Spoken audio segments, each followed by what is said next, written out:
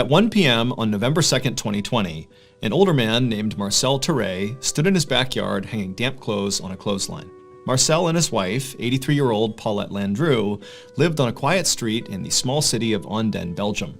And usually their days were filled with household chores or visits from their kids. But over the last few months, Marcel had started to spend a lot more time taking care of his wife because she had recently been diagnosed with Alzheimer's disease. Alzheimer's disease is a type of dementia that causes memory loss and confusion. And so Paulette needed help remembering to eat or to take her medications on time. And sometimes she would just wander off without telling Marcel, and Marcel would have to go corral her and bring her back home. For Marcel, watching his wife struggle with this disease was absolutely heartbreaking, and so he did everything in his power to make her life as comfortable and happy as he possibly could. And so before he had come out to hang up the laundry, he had made sure to set his wife up in front of the TV with a nice lunch so she could eat and watch her favorite show. And so Marcel hung up the last piece of clothing and then picked up the empty laundry basket and headed back towards the house. When he went inside, he expected to see his wife still sitting on the couch watching TV. But she wasn't there anymore. Marcel immediately began calling out his wife's name, but she didn't call back. And then he searched the whole house and he couldn't find her. And so starting to panic, he went outside, he searched the outside of the house, she wasn't there. He even knocked on some neighbors' doors, but they hadn't seen her. And so at this point, Marcel was very scared, given the fact that his wife had Alzheimer's and could easily wander off and put herself in a very dangerous situation without even knowing. And so instead of waiting any longer to just hope she showed up again, he picked up the phone and he called the police. Less than an hour later, Marcel stood outside of his house looking at helicopters flying overhead, and he knew at least half a dozen officers were spread out around the neighborhood, knocking on neighbors' doors. There were canine units searching the surrounding area. This huge search, it was all for Paulette. Marcel was glad to see that clearly the police had taken the search very seriously, and so he was confident that they would find his wife and that hopefully she'd be okay. But the hours kept ticking by, and as the sun began to go down, there still was no sign of Paulette. A police officer told Marcel that they would keep on investigating and hopefully find his wife as soon as possible. But over the next few days and weeks, Paulette didn't turn up, nobody had any idea where she was, and before long, weeks turned into months, and then months turned into 2 full years that nobody had seen Paulette. And by that point, Marcel had basically resigned himself to the fact that he very likely would die without ever figuring out what happened to his wife. But then, one day in early October of 2022, so 2 years after Paulette went missing, one of Marcel and Paulette's neighbors was at home on their computer looking at a particular website. And as they were scrolling through this website, they happened upon an image that as soon as they saw it, they froze. Because this neighbor was very well aware of the fact that Paulette had gone missing and nobody had found her. But now they're seeing this image on this website that basically gives away what happened to her. And so totally shocked that they had even found this image, the neighbor screenshotted it and brought it to the police. So it would turn out that neighbor was looking at Google Street View, which is a feature of Google Maps that basically allows you to see 360-degree views of basically anywhere on the planet. To create these images, Google literally sends out these special vehicles all over the world that have cameras that sit on top of the cars. And these cars drive down basically all the streets all over the place, constantly taking pictures all around them. And it just so happened on the exact day that Paulette went missing in 2020, there happened to be a Google car driving down the road that captured a picture of her. And so as you can see in the picture of her, you see Paulette on the left side of the image walking across the street away from her home, which is on the right side. And on the right side, you can actually see Marcel in the backyard hanging up laundry on the clothesline. And so the police, after getting this image, they basically followed the projected route Paulette was on, which is basically beelining straight across the road. And they found that across the street was this steep hill that led down to this thick bramble bush. And inside of that bramble bush was Paulette, and she was deceased. And so very likely, Paulette, in her confused state, walked straight across the street, as we see in the image, and then fell down that hill and got trapped at the bottom inside of that bramble bush and couldn't move. And so when that huge search for her was going on, very likely she was just trapped down there, but didn't understand what was going on, couldn't necessarily yell up to communicate with anybody, and so she stayed down there and died. And unfortunately, it would take 2 more full years and a random image on Google Street View before Marcel could finally get the closure he needed.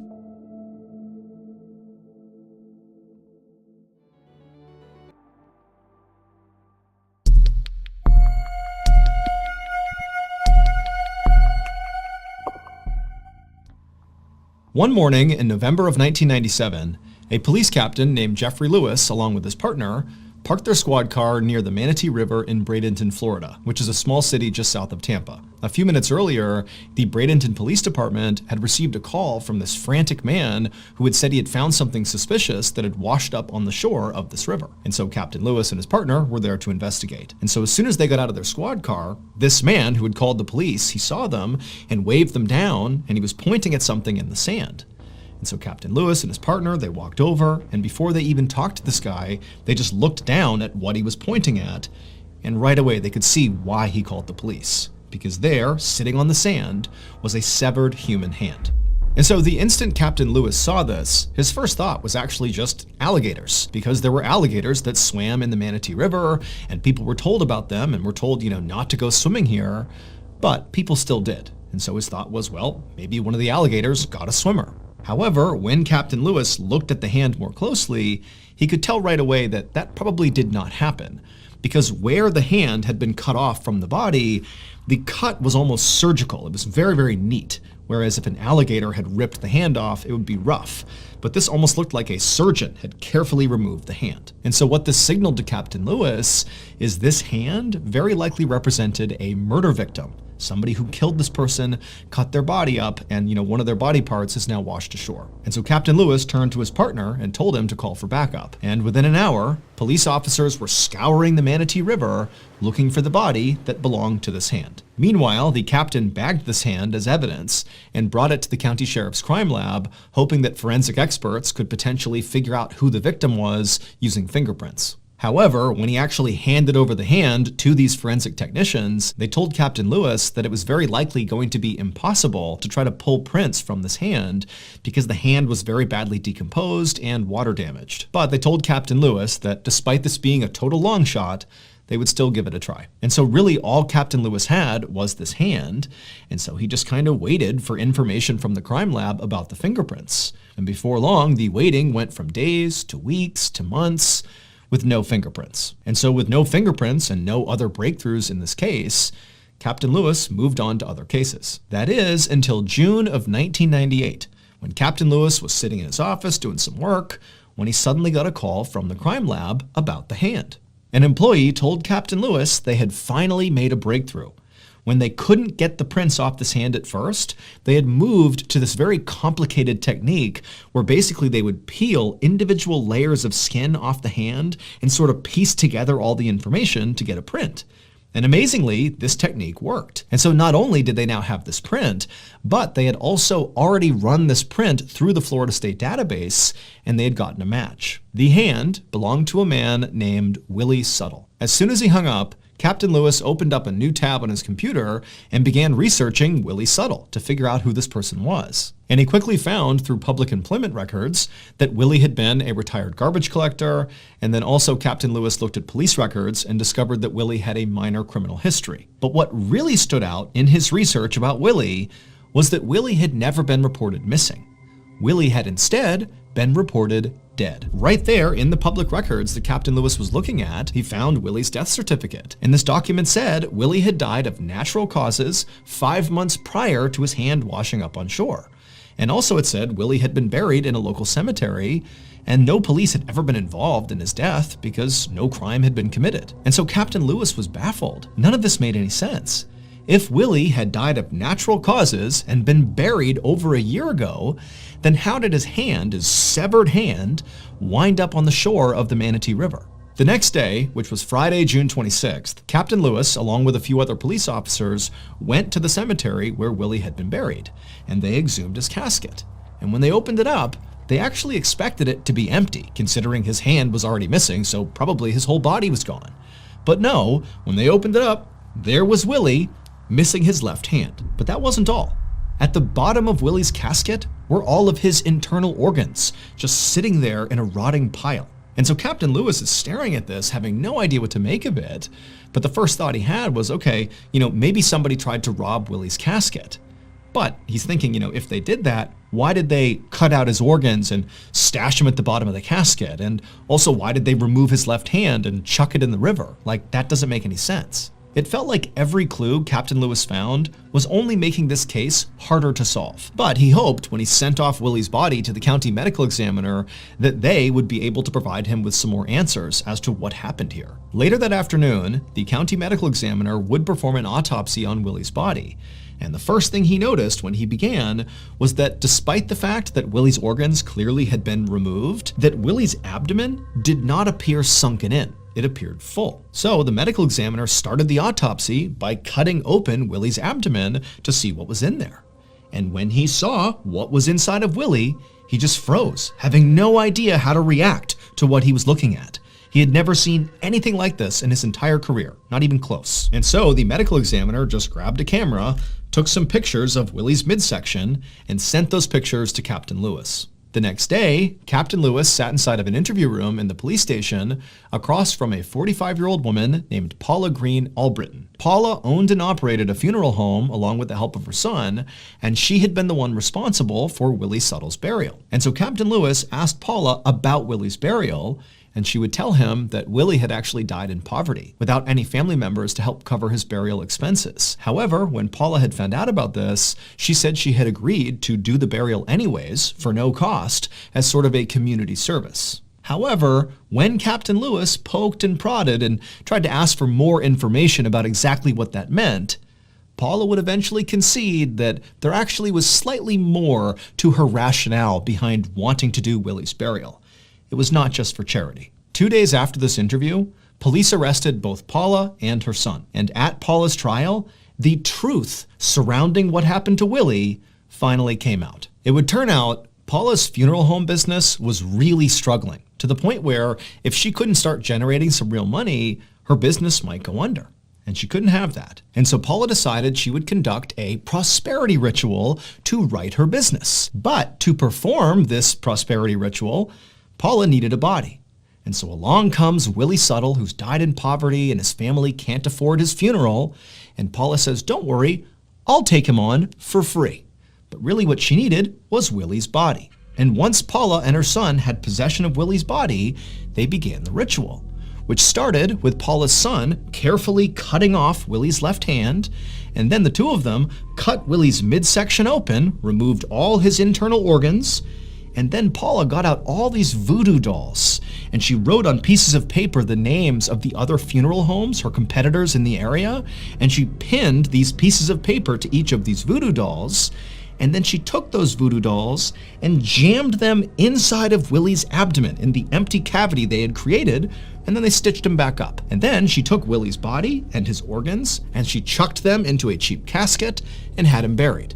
And then she also took the hand that her son had removed, she put it inside of a plastic bag, added some weight to it, and chucked it into the Manatee River. Paula believed this voodoo ritual would literally cause the owners of the other funeral homes, whose businesses she wrote down on the dolls and jammed inside of Willie's body, that this ritual would literally cause all of them to be struck down and killed, putting their businesses out of business, thereby leading to her business prospering once again. However, none of these things came to fruition. The ritual did not work the way Paula intended it to. Instead, the hand that she had thrown into the river ultimately washed ashore, and before long, the police figured out what Paula and her son had done. In 1999, so 2 years after Willie's hand had washed up on shore, Paula and her son were found guilty of desecrating Willie's corpse. Paula's son ultimately served 1 year in prison. As for Paula, her conviction was actually quickly overturned due to a technicality. It was discovered that during an interview with Paula, that police detectives told her that she could not be convicted if this ritual was part of a religious practice, that she was protected under the US Constitution. And so Paula, who confessed to doing this ritual, did so by saying it was part of her religion. She practiced voodoo. I am a voodooist, and I've survived because I know how to survive. And that's a part of my religion. And so in court, that confession was ruled inadmissible. And so she walked free. Here is a photo of the 12 voodoo dolls found inside of Willie's body, with the notes Paula wrote cursing her competition still attached. On the night of May 3rd, 1897, A 43-year-old widow named Mary Titus lay in her bed inside of her house in the small town of Plymouth, Pennsylvania. And Mary, as she laid there, she just could not fall asleep because she kept hearing this strange tapping sound coming from somewhere in her house. Eventually, Mary just stopped trying to fall asleep altogether, and she just sat up and just listened really intently to figure out, where the sound is coming from. But she just couldn't do it. It was sort of erratic, and it seemed like it was coming from all over the house, and at one point it felt like it was right below her, and then it was over here. I mean, it really was hard to pinpoint where it was even coming from, let alone what was actually causing it. And then on top of that, the volume of this tapping was also changing. Sometimes it would get really loud, and then it would be super faint and she could barely hear it. But it was still there, somewhere in her house. But then, sort of inexplicably, the tapping sound just abruptly stopped. Mary is sitting up in bed, it's 2, 3 in the morning, and it's just silence in her house. And at that point, Mary told herself, okay, well, clearly it was some animal, or maybe it's a branch tapping on the outside of her house or something. She's rationalizing the sound. It's gone now, so it can't be harmful, and I should just stop thinking about it and actually go to sleep now. But shortly after laying her head back down on the pillow, when she was almost asleep, she started hearing this sound again. And again, she just could not tell where it was coming from. Now, Mary, she was a widow, but she did have somebody else who lived with her in the house. It was her daughter, her 18-year-old daughter, whose name was Cora. Cora's father and Mary's husband had passed away tragically 11 years earlier in this terrible mining explosion.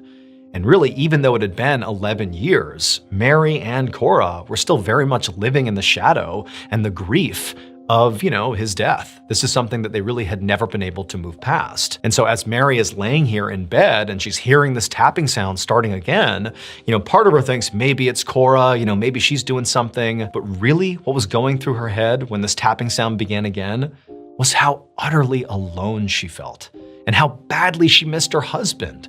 Like, she really just wished he was here, because then she would have told him, hey, go investigate. I'm gonna stay here. You go make sure the house is safe. But obviously he was gone. He'd been gone for over a decade. And so eventually, even though Mary really didn't want to get up and go look for this tapping sound, because truthfully, she was just scared at this point, but she's thinking about her daughter, Cora, who's downstairs, and heaven forbid there's some problem in the house. Maybe an animal has literally gotten into the house and it could be hazardous. She doesn't know, so she needs to go and be the brave one and go find out where the sound is coming from and make sure her daughter's okay. And on top of that, her daughter, Cora, had recently had this really bad case of strep throat. And while she was recovering, she really was not back to 100%. And so Mary told herself, this is an opportunity as much as anything to go down and just check on her daughter and make sure she's okay. And so finally, Mary musters the courage and she takes her sheets off and she gets up out of her bed. And at the same time, the tapping is sort of rocketing all around the house. It's all over the place. And right as Mary steps onto the ground, she's out of her bed, the tapping stops. Mary starts walking towards the door and there's nothing. She gets to the door, she opens it up, she listens, she's looking out, but there's nothing. And the house is completely silent. And there was something kind of eerie about it. It's like the sound was responding to Mary's actions. And suddenly all of Mary's courage evaporated. And she thought, you know what? The sound has stopped. Everything's okay. I'm sure Cora's okay. I'm getting back in bed and I'm going to sleep. And that's what she did. She rushed back to her bed. She did not go check on Cora. She just got under the sheets, pulled him up to her chin, and just hoped the sound wouldn't come back. And it didn't. And eventually, Mary fell asleep. The following morning, when Mary woke up, she immediately kind of took stock and realized, okay, I'm okay. Everything seems fine in the house. She listened and didn't hear any knocking sounds. And she quickly got up, she got dressed, she went downstairs into the kitchen, and Cora was actually already down there doing some needlepoint, and she seemed perfectly fine, albeit still recovering from her strep throat. But she was okay. She was in the kitchen in good spirits. And so Mary just kind of, breathed a sigh of relief here. Even though, again, she really has no idea what that tapping was. She has no idea if it was sinister or not. This could be totally benign. But there was just something uneasy about it. And so it was just really nice to come down here and have life be totally normal. And so pretty quickly, Mary just fell into her everyday routine. She began prepping some food for her and Cora to eat, and then she and her daughter just started chatting. At no point did Mary bring up the tapping sound, in part because she didn't really even know what they meant. She was kind of spooked by it, didn't want to scare her daughter, so it never came up. But they're chatting, having their completely normal morning, when suddenly there's very clear and fairly loud tapping that starts not in the kitchen, but below the kitchen. in the cellar. And as soon as the tapping starts, Mary immediately stops because she recognized it as the same sounds she was hearing the night before that spooked her so badly. And she looked over at Cora without saying anything, just seeing if maybe Cora heard the noises too. And Cora as well is looking at her mom like, did you hear that? And Mary's like, you heard that too? You heard that tapping? And Cora's like, yeah, I think it's coming from the cellar. And Mary, she's like, I could have sworn I heard that tapping last night. It was actually keeping me up. And Cora, she said, well, it sounds like it's in the cellar. Maybe we have mice down there and they're rummaging around or something. That's probably what it is.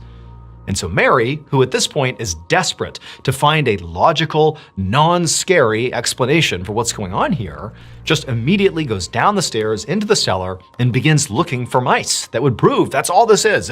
It's mice making these sounds. But when she's down there, she's looking around and there's no mice, there's no sign of mice. And as she's down there, she starts hearing the tapping again. But now it's not coming from the cellar where they thought the sounds were originating.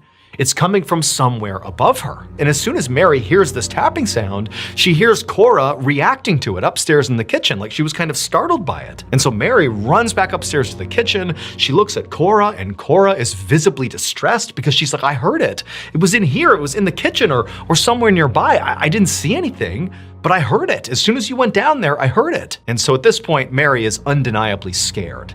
She doesn't know what this is, but it's gotten to the point where she cannot deny there is something strange happening in her house. Her daughter has now fully corroborated that. And so Mary said, you know what? I'm going next door. They had a friend who lived next door, a guy that actually used to work with Mary's husband, who was sort of like their handyman and the guy they would call on to kind of help them around the house. And so Mary, she left her house and she went next door, knocked on this guy's door. And when he came, she explained that there's something happening. There's knocking sounds happening in my house. It's scaring me and Cora. We can't figure out what it is. Can you please come take a look? And he was like, absolutely. I'll be over in a second. And so Mary goes back to her house and she and Cora are standing in the kitchen and periodically they're hearing these tapping sounds. And then the neighbor, he comes over. He comes inside and right away, when he comes in, he starts to hear the tapping too. And Mary's like, what is that? And Cora, she's totally spooked. And the guy's like, I think it's your pipes. I think that's all this is. It sounds very much like your pipes are banging against the wood inside your house or something. So let me just check your plumbing.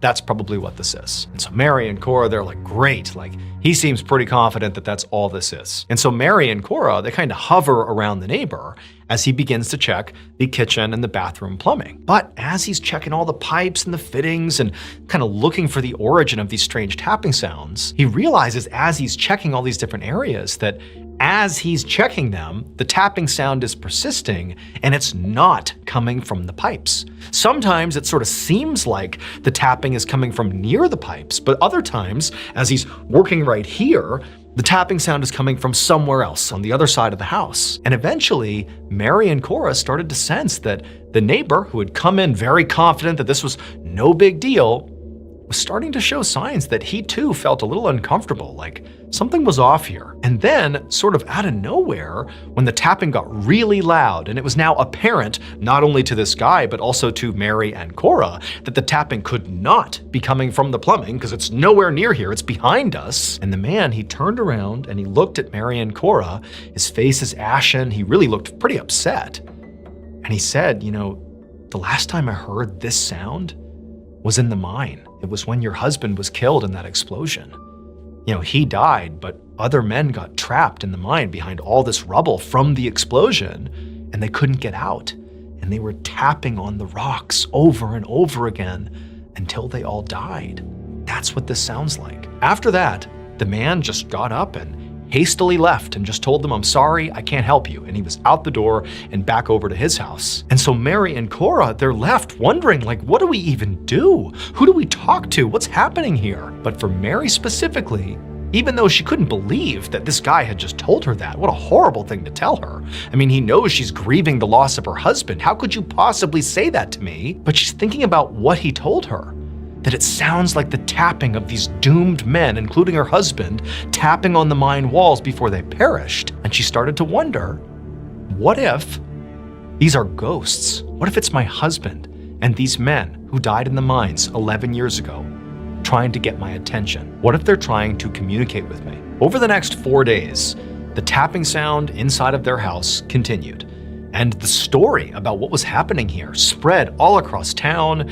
In fact, all sorts of neighbors and actually news outlets were coming to Mary and Cora's house to hear the tapping sounds for themselves. And when they'd come in the house, Mary would walk them around the house. And sure enough, the reporters, the neighbors, they'd all hear the tapping sounds, and nobody could explain it. It was like this unbelievable phenomenon. And Mary and Cora, by this point, I mean, they were convinced that these sounds were very likely, Mary's dead husband and the other men who perished in the mine. Finally, on May 9th, so 6 days after this haunting began, by this point, the story is out in newspapers, people are talking about it all over the place, and in some ways that legitimized Mary and Cora's plight, but they also really didn't know what to do about this. This had become sort of a spectacle, but nobody had any solutions for them. So Mary and Cora, they're sitting at the table weighing out their options. Like, what do we even do? Even if this is, our dead husband, our dead father trying to communicate with us, we can't live with this. This is kind of terrifying. And if it just goes on and on, do we eventually move? And so they're having that kind of discussion. And as they're sitting at the kitchen table,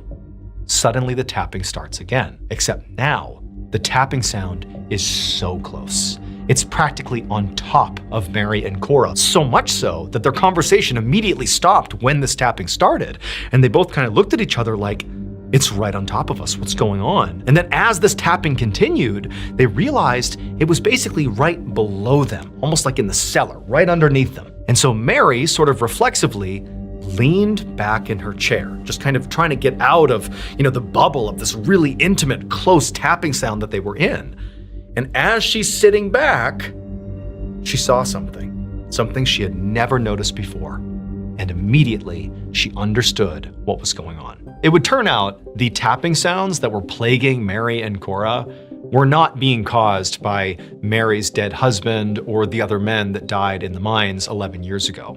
However, the actual origin of these tapping sounds was in some ways equally as bizarre. So Cora had recently had a bad case of strep throat, and she was doing better, but she still was feeling kind of under the weather. And that was in part because the bacteria that causes strep throat was still in her system. And that same bacteria is also responsible for causing a totally different condition known as Sydenham's chorea, which Cora also had. In fact, she had it likely at the same time that she had strep throat. And Sydenham's chorea has a very different set of symptoms to strep throat. This condition, which is also known as the dancing plague, causes your body to have these involuntary movements that the person who has this condition is often totally unaware of. These people can flail around suddenly and not even know they're doing it. And so what was happening is Cora was making the tapping sound, but had no idea she was making the tapping sound because it was being caused by Sydenham's chorea. Now, it seems like, well, how didn't Mary catch on that her own daughter is tapping her feet or flicking her hand and causing this tapping sound? Well, the reality was, when the tapping first started, a lot of times Mary was not in the same room as her daughter. And her daughter did not know she was making the tapping sounds. So her daughter is genuinely scared of the tapping sounds because she doesn't know she's making them. And Mary doesn't know it's her daughter making them. And so combined, they're like, oh my gosh, what's happening in our house? And then before long, they had kind of gone down this path of, it's my dead husband, it's my dead father, he's the one making these sounds. And then it's like they had tunnel vision, as did all the other neighbors, as did the reporters. Everybody wanted this in some ways to be a haunting. And so nobody's checking to see if maybe Cora is tapping her feet or hands and creating these tapping sounds, because again, Cora was fully convinced she was not making those sounds. But then finally, when she and her mom were sitting at the table discussing what they were gonna do 6 days after the haunting began, and they hear this really intense, close tapping sound, when Mary kind of leaned back to kind of take stock of the room and figure out what was going on, she noticed under the table Cora's foot stomping on the ground. Cora didn't know it was Sydenham's chorea.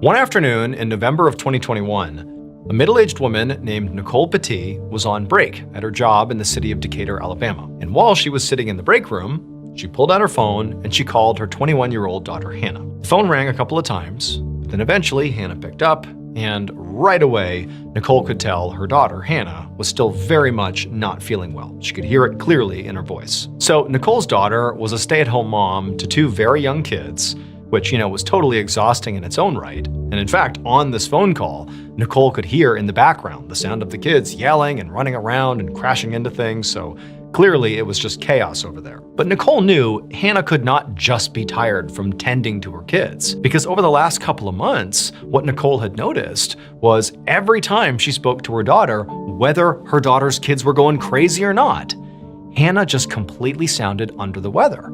And in fact, Hannah often was complaining, again over the past few months, of not only feeling a deep exhaustion, but also of feeling really dizzy and nauseous. Now, over the past few months, Nicole had been telling her daughter, you have to go see a doctor. This is not normal. This is not just parenting fatigue. Something is off. You need to go get looked at. But Hannah, who was known to be very, very tough and, generally didn't really go to the doctor much, she said to her mom, I'm fine. I'm just exhausted from the kids. It's no big deal. And so she kind of pushed that idea aside. And so this time, as Nicole's talking to her daughter, and she can clearly hear that her daughter is not better, she's still feeling awful, she knew trying to push her daughter to go see the doctor wasn't going to work. So instead, she said, okay, Hannah, when's Brian going to be home? Brian was Hannah's husband. And Hannah just sighed and she said, no, he's not home yet. I don't know when he's going to be here. So for the most part, Brian was, a very active parent and husband, but he also was a very successful chiropractor. And in fact, he had had so much success at his private practice that recently he'd even been able to fully renovate his building. And so with this new building and all this extra space and all this new staff, he was working even more than usual, which, financially was great for the family. But it meant he basically was absent all the time. And so it had become kind of commonplace that Brian was nowhere to be seen. It was kind of Hannah alone with the kids and this mystery illness she was suffering from. Now, Nicole obviously understood the nuance here. She knew that, Brian's practice was very important, not just to him, but to Hannah and their family. And so instead of, being upset with Brian, Nicole had tried very hard to make herself available to her daughter, to take care of her kids, to help her out whenever she could. But there was a limit to how much Nicole could help, because Nicole also worked full time. And so she couldn't just be around all the time to help with her daughter. Like today, she was working. She wished she wasn't, so she could go be with her daughter, but that was just the way it was. For the next couple of minutes, Nicole and Hannah just chatted like mother and daughter. And then at some point towards the end of the call, like Nicole always did, she told her daughter, hey, I really think you ought to go to the doctor. If you tell me what day you're gonna go and you make an appointment, I'll go over and take care of your kids. I'll even take you to the appointment, whatever you need. Don't let logistics be the reason you don't see a doctor. Whatever you need, you let me know and I will help you if I can. I'll flex my schedule to accommodate yours. But like Hannah always did, she just kind of brushed off her mom and said, okay, maybe I'll go see a doctor. I don't know, but I think I'm gonna be fine. I'm gonna rest, I'm gonna take vitamins, I'm gonna eat well, I'm gonna do all the things, and I'm sure this will pass. Nicole sighed when she heard this, because basically she hears her daughter saying, I'm not going to the doctor still. But Nicole didn't argue. She just told her daughter that she loved her and she would see her soon, and then the two hung up. Over the next few weeks, Hannah continued to feel completely awful, nauseous, dizzy.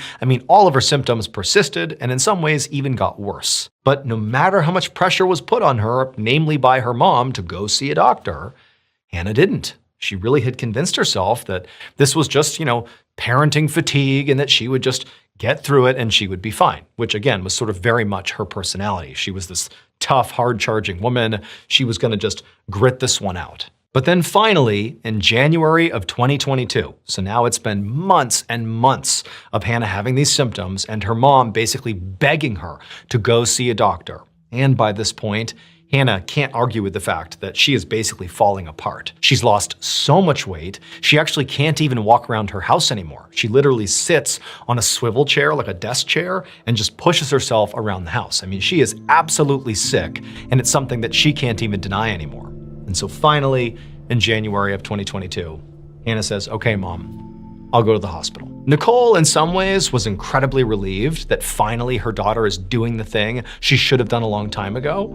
And then also, Nicole was just so annoyed with her daughter. Why didn't you go sooner? This is so silly. But regardless, Nicole's great. She tells her daughter, I'm gonna come over, pick you up, I'm gonna take you to the hospital, I'll be there with you. And so she goes over to Hannah's house, and when she gets there, Hannah in her chair wheels over to the door, and Hannah looks awful.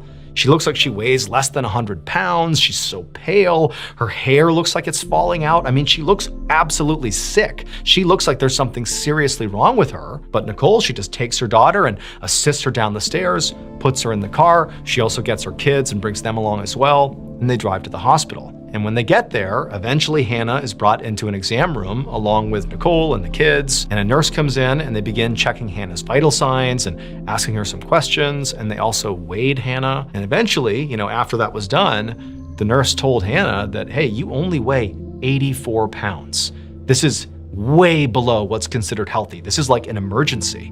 And based on the other things you're telling me about over the last few months having these symptoms, I'm worried you might actually have stomach cancer. Now, even though Nicole had anticipated that something seriously was wrong with her daughter, it still hit her like a freight train to hear that her 21-year-old daughter had stomach cancer. I mean, she'd never even heard of somebody that young having stomach cancer. And when Nicole looked over at her daughter, Hannah too was horrified. I mean, for her, she still believed this was all just gonna pass. Whatever this is, it'll go away. But obviously, stomach cancer is not something that just goes away. A couple minutes later, a doctor came in the room and explained to Hannah and Nicole that the next step here was to test Hannah to see if she actually had stomach cancer.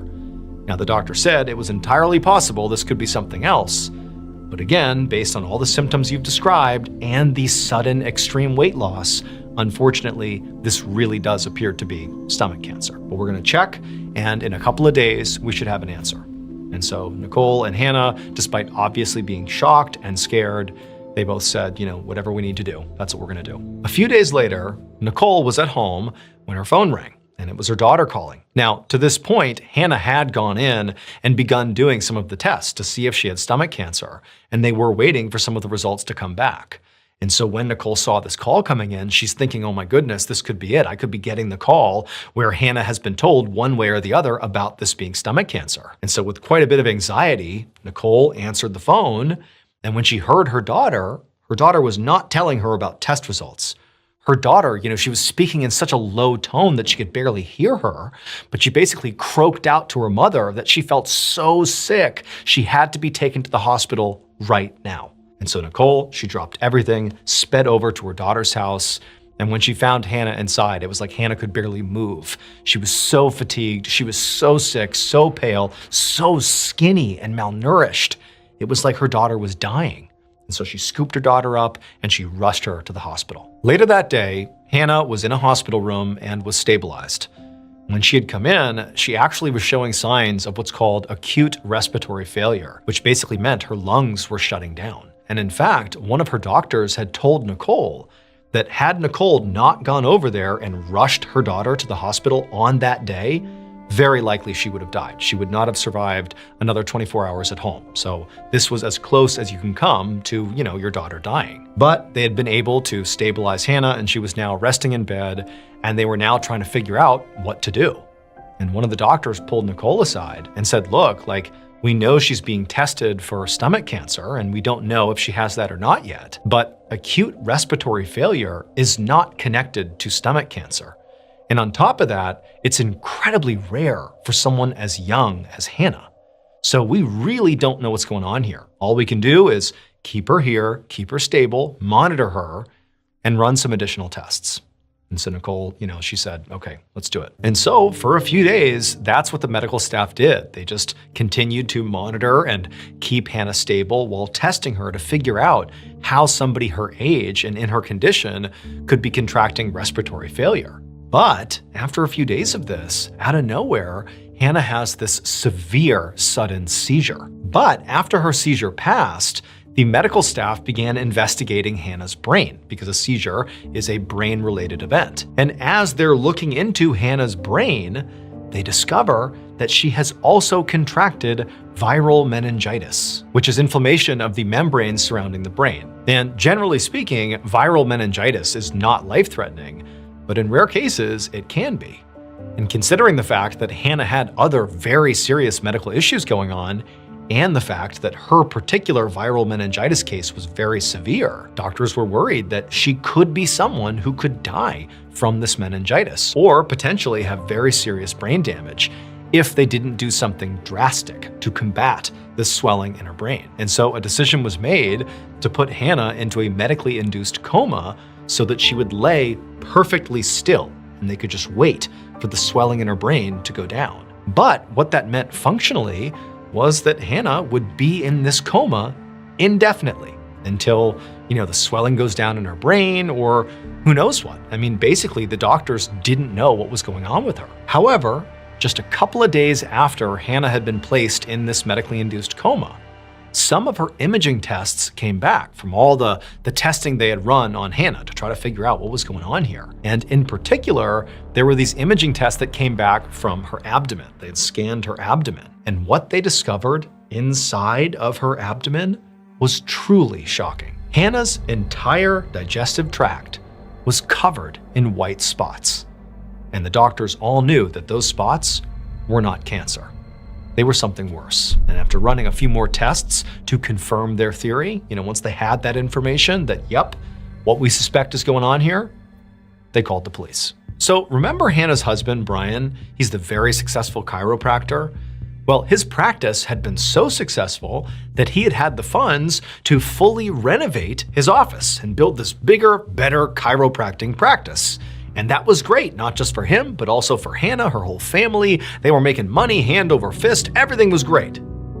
Except there was an issue. One of the upgrades that Brian wanted to do within this renovated space was to include an X-ray room. And when people build X-ray rooms, they actually line the walls of the room with these big sheets of lead to keep the radiation from penetrating the walls. But lead is incredibly toxic and harmful to humans, especially if you ingest it or you touch it. It's not something you really want to interact with at all. It needs to be kept at a safe distance. But after the renovations were done and the X-ray room was built, there were several sheets of lead that didn't make it into the walls. They were sort of extra sheets of lead that just didn't get used and they were out in the open. And when police discovered that and they began investigating, they found somebody had been shaving off pieces of those extra lead sheets, little bits of lead. They were shaving them off and planting them inside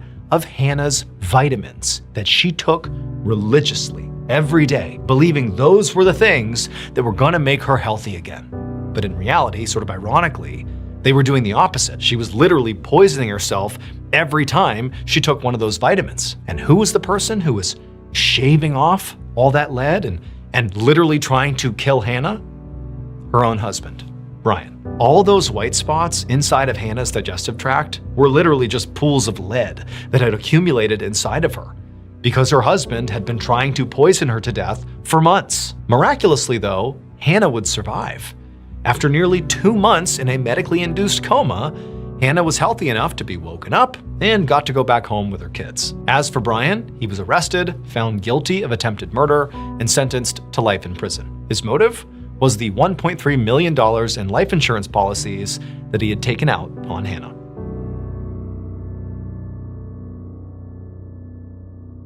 In the summer of 2013, a young woman named Katie and her father decided to go camping at one of their favorite campgrounds in the Sierra Nevada mountain range. Katie loved going camping with her father because he was this totally accomplished outdoorsman, and he used to be a wilderness guide for much of his life, and so she just always felt like she was in great hands whenever she was out in the wild with him, and she had kind of become a fairly accomplished outdoorswoman herself. When they arrived at the campground, the parking lot was packed with cars, and they're like, shoot, I wish we'd called ahead a couple weeks ago and reserved a site because they're probably not even available now. But they went to the front desk and they were like, you're in luck, we have one available, but it's the one that's way over there. It was this one campsite that was kind of isolated from the rest of the campground. It was far away from the bathhouse, it was far away from where you go swimming, and it was far away from the parking lot. It was just like really inconvenient. And whenever they came camping here, it was like the one site they didn't want to use. But beggars can't be choosers. They were happy to even have a site, and so they drove all the way down this little road into this very isolated campsite, kind of in the middle of this forest. Once they got there, they began setting up their respective tents because they were not going to be staying in the same tent. They each had these very small backpacking tents, which were so small that you could either zip it up all the way and stay warmer and more protected, but you had to sleep in a ball because your legs would not fit otherwise, or you could unzip the front of your tent, and when you lay down, you could extend your legs fully, but your legs are protruding outside of your tent. So you could only do that in warmer weather and if you were comfortable having your legs poking out into the wilderness. After they set up their tents and they get their coolers set up and they have all their stuff kind of the way they want it, they go out hiking for the rest of the day. When they come back, they're totally exhausted, they fall asleep, and nothing of note occurs over that first night. The next day they get up, they go back out, they go hiking all day all over again, and they come back that night and they are totally exhausted again. And they get into their tents and they go to bed. And this night, something of note would happen. At about 3 a.m., Katie wakes up and she hears footsteps walking towards the campsite from a little ways off. They're in the woods somewhere. And she's thinking, okay, it's got to be my father because he's diabetic and every night he gets up to go to the bathroom maybe 3-4 times, and he probably was just walking to the bathhouse and now he's walking back. But she realizes the bathhouse is over here, not over here. So what is he doing walking towards the campsite from this side? The footsteps come out of the tree line, they come into the clearing that is their campsite, and they stop about 2-3 meters outside of Katie's tent. Now, there were no windows on Katie's backpack tent. There was just little vents at the front and the back that kind of pointed down, and so she couldn't see out anyways, and there was no illumination out, so you can't even pick up a silhouette. It's just total darkness out there. She can't see who's out there. She can only hear them. But she's thinking, okay, maybe my dad got lost coming back from the bathhouse because he didn't have a flashlight and he walked too far. That's possible. Or, he could have decided to relieve himself just in the tree line, even though he's not known to do that. He's a guy that goes to the bathhouse. And so she's running through these scenarios that are convincing her that, oh, that's just my dad. But what she really wants to hear is that person walk away from her tent and get into her father's tent, because that will confirm in her mind that that was her father. And so she's sitting here waiting for that confirmation, and she hears the footsteps again, but instead of walking around her tent to her father's tent, this person walks right up against her tent very quickly. And they clearly begin leaning over her little tiny tent because she can hear them breathing right above her. And this is when she realizes, that's not my dad. And as she's having this terrible revelation that some stranger is outside her tent right now, she has an even worse revelation. It was a warm night that night, so she was sleeping with her tent unzipped and her legs poking out the end. She musters the courage to begin slowly retracting her legs back inside of her tent. But before she's able to do that, this person stands up, turns, and starts walking towards the base of her tent where her legs are. She's completely frozen and terrified about what's about to happen. But this person doesn't stop at her feet. They keep moving and in fact start circling her tent. But because they were making a lot of noise and walking around her, it allowed her to pull her legs back into her tent without, this person hearing her. And so she had the illusion of safety being inside of her tent, but her tent is still unzipped. So she's waiting for this person to come around and crouch down and look inside of her tent because it's open. And so she's just looking down there hoping that doesn't happen. But unfortunately, right at this moment, the person walked to the base of her tent and came to a stop right outside where the opening to the tent is. And so she's sitting there thinking, please don't come in here, please don't come in here, please don't come in here. And even though her feet are pulled up into her tent, she suddenly feels something pinch her foot, and she knows it's a hand. Something has grabbed my foot. And she stifles a scream and she starts shaking uncontrollably because her instincts are telling her, don't let this person know you're awake. And luckily, as she's sitting there shaking from fear and trying to be quiet as best as she can, she's holding her mouth, this person stands back up again and goes back to the spot next to her tent and leans over the tent once again, and she can hear them breathing right over her. And so for several minutes, she lay there shaking with this random person who pinched her foot a minute ago, hovering over her tent in the middle of the night. And she has nothing she can do. And she's just quiet. She's hoping it's going to end soon.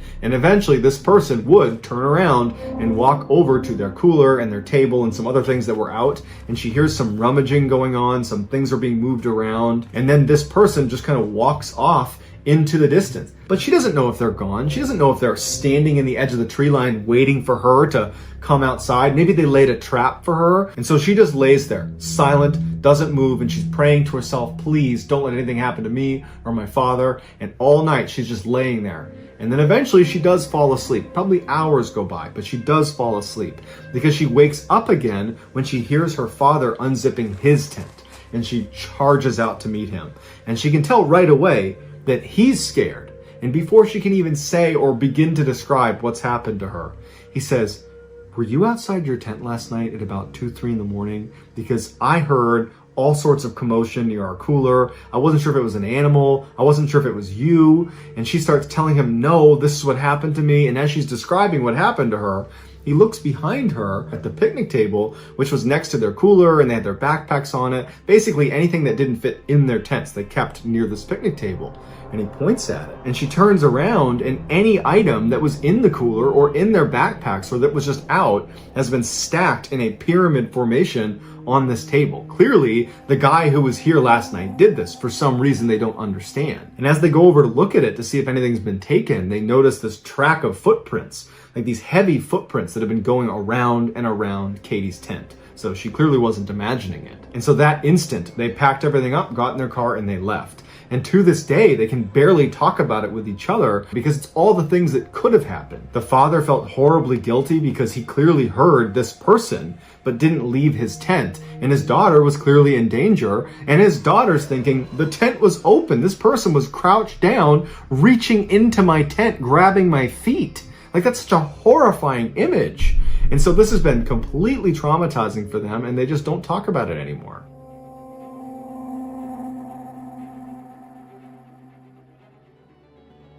We have a brand new show, a history podcast. But wait, it's not like a boring history show. This is not like, when you were in school and you had to sit through lectures about something that happened hundreds, thousands of years ago. It's not that. We're gonna pull from history, but we're gonna tell the true stories behind moments in history. We're gonna give you stories that feel like Mrballen stories with plot twists and crazy point of views. It's gonna be classic Ballen storytelling, but again, historical is the context. Here, let me give you an example. So if you look back and try to identify the first time true crime sort of became a thing, that the public was suddenly interested in a case that really had nothing to do with them just because it was entertaining, that case would be about this murderer who escaped. And that's kind of all that's available if you look it up. Oh, yep, escaped murderer, that's when true crime became a thing.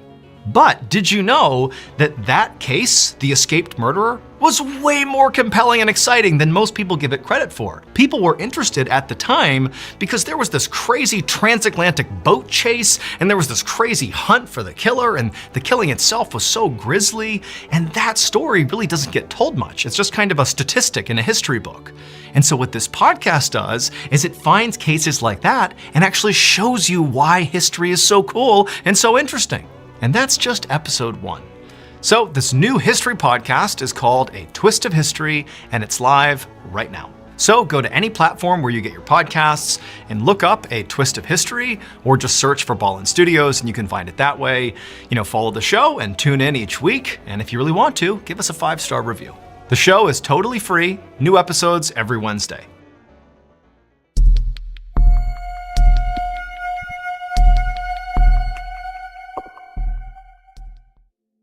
In 2015, an experienced outdoorsman named Bob, along with his wife, his young daughter, and their 2 German shepherds, decided to go camping in a remote part of northern Oregon. When they arrived at the site, Bob began setting up the big family tent for everyone to sleep in, and his daughter said, hey, do you mind if I sleep in the spare 2-man tent that we always bring with us? Bob and his wife deliberated for a minute, but said, you know what, that's fine, but you gotta bring Guts. That's one of the German shepherds.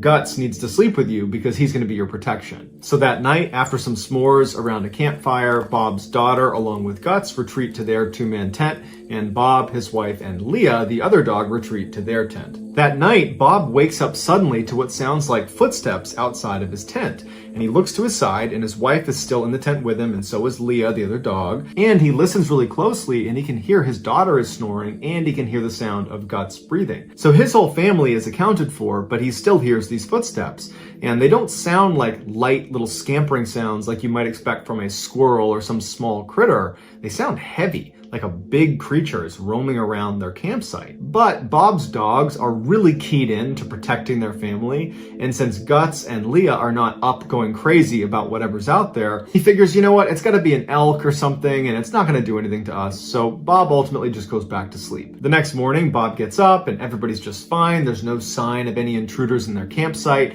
and so that only confirms to him that, yep, it was just some harmless animal kind of walking around the wilderness, because we're in a pretty remote area. That morning, they decide to go for a walk down the road that was right next to their campsite. And so they take the dogs, they start walking, and they make it a couple hundred feet down this road when all of a sudden Guts sees something or hears something and takes off sprinting down the road and turns down this little access road that branches off of the road they're on into the woods. And Bob is thinking, oh no, there's a campsite down there, and this big German Shepherd's gonna bound up on them and something bad's gonna happen. And so Bob, his heart's racing, he starts taking off after Guts. He goes down the access road and he finds Guts stopped right outside of a campsite. But there doesn't appear to be anybody in the campsite. But there's a tent, there's a cooler, there's a table, there's all the things you would expect at a campsite, just no people. So Bob runs up and he grabs Guts and he yells out reflexively, hey, I'm really sorry, he's totally harmless, I don't know what he saw, hey, we're leaving. But then before he leaves, he realizes on the tent there's this big scratch through it, like it's been cut open. And curiosity gets the better of him, and so he kind of walks up, keeping an eye out in case he's wrong and there are people still here. But as he gets closer, he realizes there's definitely no one here. This site is abandoned, because he's looking around and all of their stuff has just been ransacked. There's scratch marks on everything, like animals have clearly come through here. And Bob, who is an avid outdoorsman, he knows how much some of their equipment cost. And he's thinking, why would anyone abandon this really expensive tent or this really expensive cooler? And as he's thinking about that, he turns and he sees there's a propane tank, a solid metal propane tank that has been completely flattened. But there's no tree that's fallen nearby. There's no source. There's no way that could have been flattened. So he's definitely unsettled by this, but ultimately he decides, you know what, I'm gonna take my family, go back to my campsite, I'll just call the park rangers, they can come down here and they can figure out what this is. Later that afternoon, Bob and his family are back at their campsite just a couple hundred feet away from this abandoned campsite. And at one point, his wife gets up to go use the bathroom. She walks about 70 feet away behind a tree and she squats down, and then all of a sudden, she gets up and starts running back towards camp. And Bob sees this, he turns and sees her running towards him. At the same time, Guts gets up and starts sprinting towards her.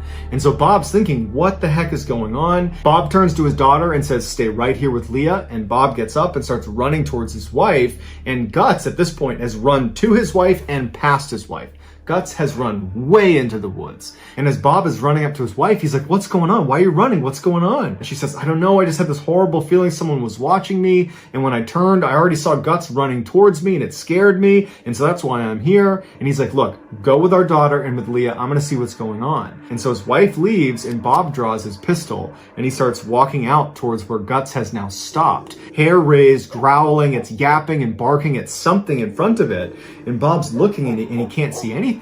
And finally, after not being able to figure out what the heck is going on, he just takes Guts and goes back to his campsite. When Bob got back to his campsite, he wanted to leave.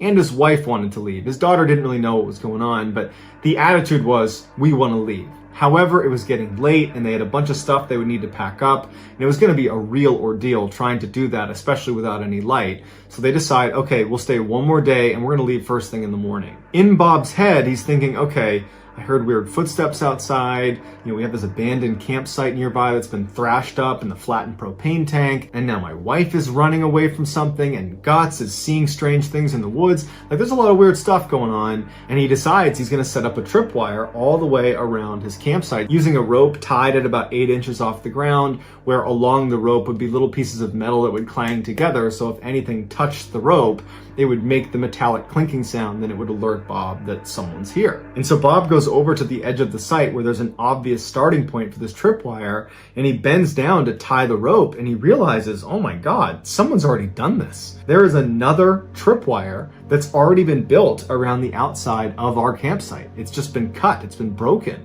Like, it doesn't work, but it's here. Someone else who was at this campsite felt concerned enough about whatever was in the woods that they already had this idea. Bob didn't even tie his perimeter. He just drew his gun, told his family, get in the truck, and he stayed up all night protecting his family in the truck. As soon as the sun came up, they packed up and they got the heck out of there. Bob is convinced that there is something out there in the woods in northern Oregon that was walking around their campsite at night, that's scaring their dogs, that's stalking them basically and watching them from a distance. And probably whatever is out in the woods is the same thing that caused the previous group to set up their own tripwire. And it's also probably the reason the other campers at the other campsite were willing to abandon their nice equipment to get the heck out of there, because they are not messing with whatever the heck is out in those woods.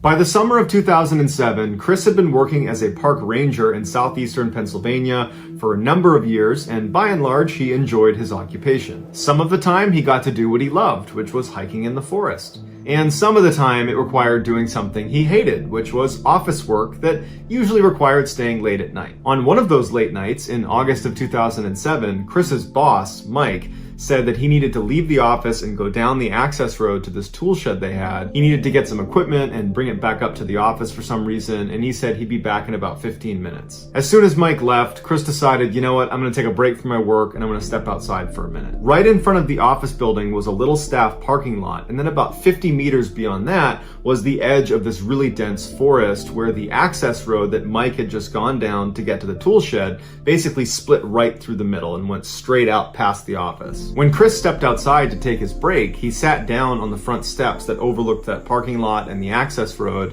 and he was just kind of looking out towards the forest, not thinking about what he was looking at, just kind of mindlessly sitting there, when all of a sudden he just started to feel like someone's watching me.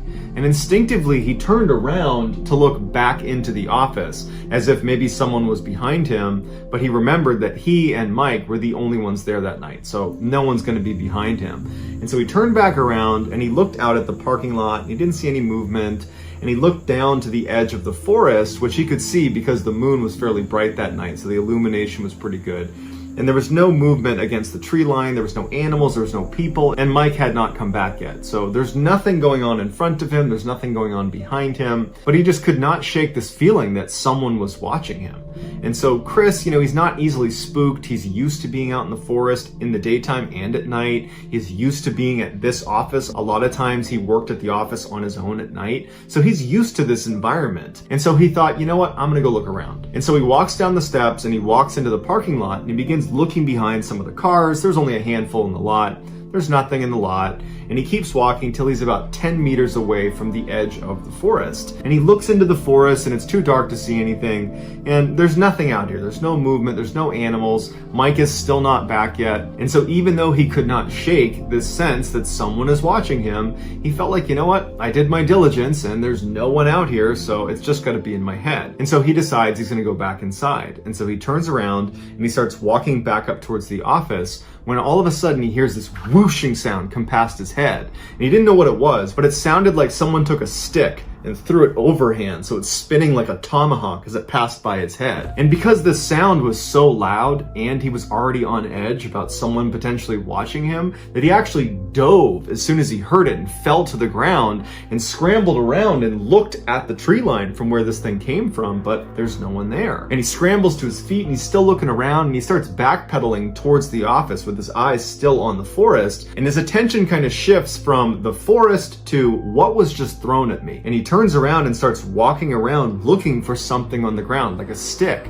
to see if something really was thrown at him, but he can't find anything. He didn't do an exhaustive search. He didn't look under every single car, but an initial scan turned up nothing. And then he turns back to the forest and he doesn't see anything out there. And even though, again, he feels totally stressed out, like something's out here and I can't see it, he's like, am I going crazy? Did that really happen? Because I can't find this big stick that apparently flew past my head. So is this all happening in my head? But regardless, he's totally freaked out and he sprints back inside the office and locks every door. 20 minutes later, Mike comes blazing up the access road. He stops in front of the office and runs up the stairs. Chris goes over, unlocks the door, and he lets him in. And Chris is about to tell him about this crazy stick throwing incident, but he can tell Mike is really upset about something. Probably more upset about whatever happened to him than Chris is about this stick throwing thing. And so Chris tables his story, he locks the doors behind Mike, and he turns to him and he says, "What's going on? What's wrong with you?" At first, Mike doesn't say anything. He just paces back and forth inside the office. And then finally, Chris calms him down and he gets him to explain what happened. Mike tells him that he was down at the tool shed, which is about a half mile down the access road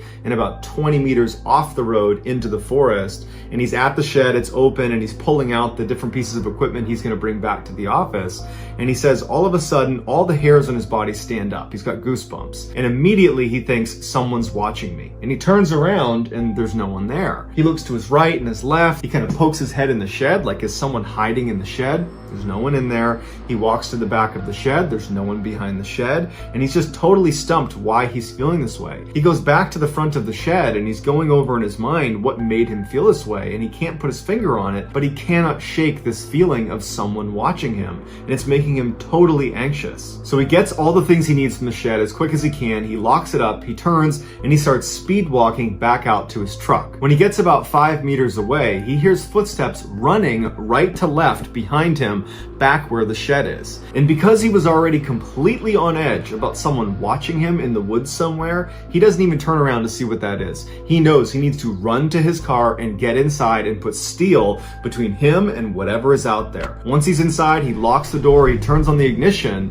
and looks one last time in the direction of where he came from. And to his horror, there is a man walking into the woods right next to the shed, turning the corner behind and disappearing into the woods. His instincts were spot on. He was being watched. And that's when Mike hit the gas and sped back to the office. Chris then tells Mike about his stick throwing incident because all of a sudden that seems a whole lot more real, and they both agree that whoever threw something at Chris is probably the same guy who was hiding near the shed with Mike. Concerned this guy might come back and break into the office, they stay the night there and they watch the whole time. They don't see him again. And the next morning they file a report and they tell the incoming park rangers what happened. But after this, there were no more reports of this strange hooded figure roaming around the forest. And to this day, Chris and Mike have no idea who he is or what he wanted. But they can both agree, whoever he was bad news.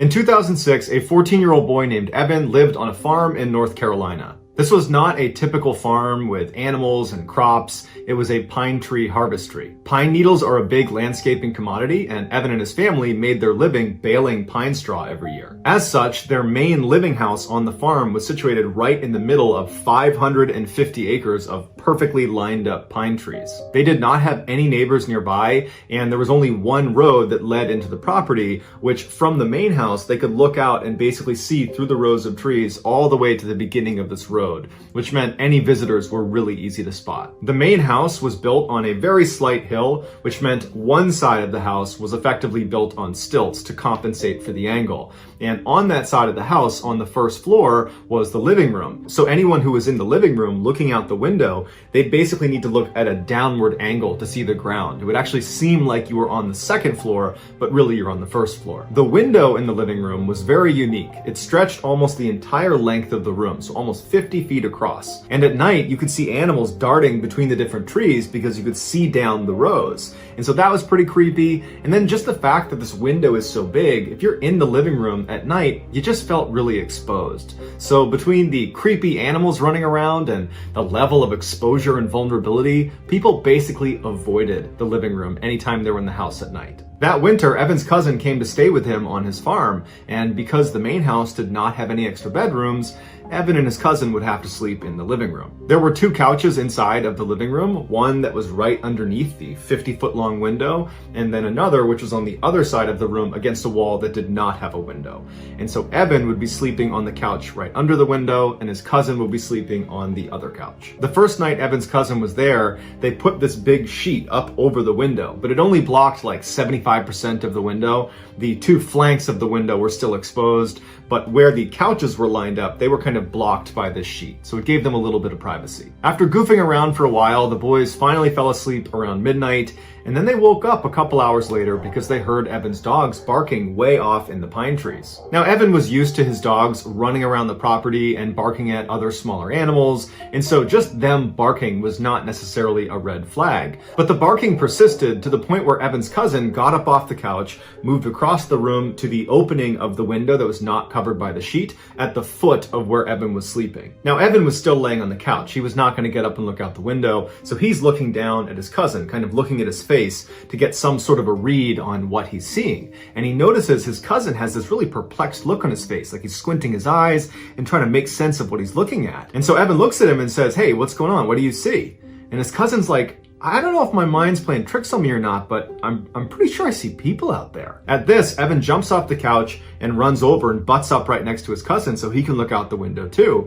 And he's scanning out amongst the rows of trees because there's just a mile of pine trees. And the first thing he notices is the moon is very bright that night. So there's good illumination, and there was a light snow covering on the ground, which really added to the illumination. He's looking out maybe 100 meters when he sees someone's leg extend from behind one of the pine trees as if they're stepping into the space between a pine tree column. And he's staring at it, and he can't believe he's even seeing anyone walking around this area because he didn't see anybody come in on the road, and they have no neighbors. And so he's looking, and then a body follows the leg. A person walks from one row to the next. This tall, dark figure just walks calm as can be between the 2 pine trees. And Evan just grabs his cousin, and he's like, "Did you just see that?"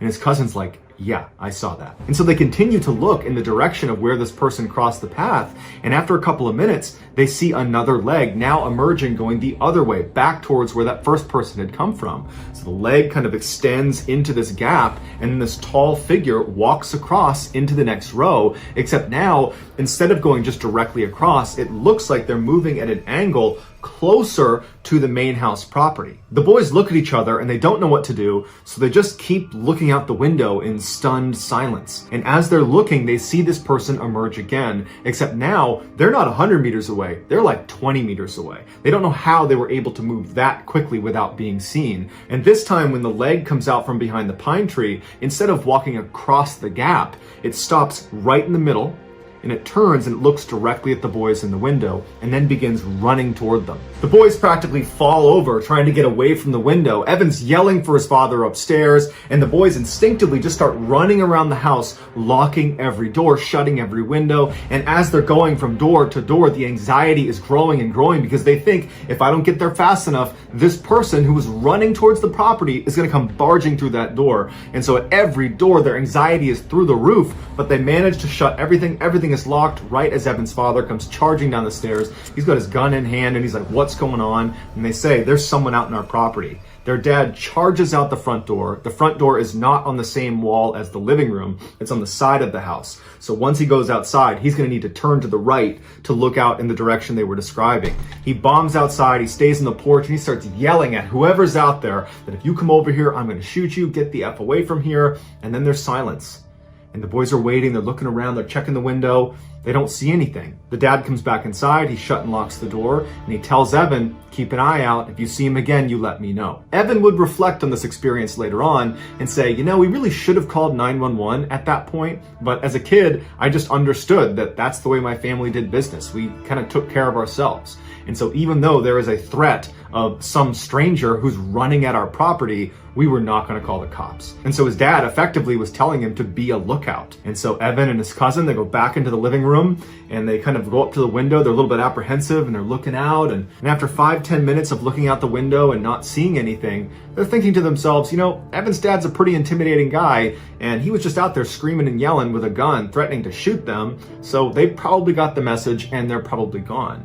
And so the boys got back into their couches, and it took them a while, but they did ultimately fall asleep. The next morning when the boys got up, the first thing they wanted to do was go out there and see if they could find footprints from this person to kind of confirm it really was a person, because part of them thought, maybe we didn't see that. Maybe that was our imaginations. They don't know. And so they start by going out the front door, so not on the same wall as the living room. They go out the front door, they turn, and they walk down into the trees. And they're looking around and they find some footprints. So they're confirming to themselves, okay, there was someone out here. It wasn't us. This is not our footprints. We found them. So they start following the footprints back towards the property. And they realize at some point there are two distinct sets of footprints. There were two people out here.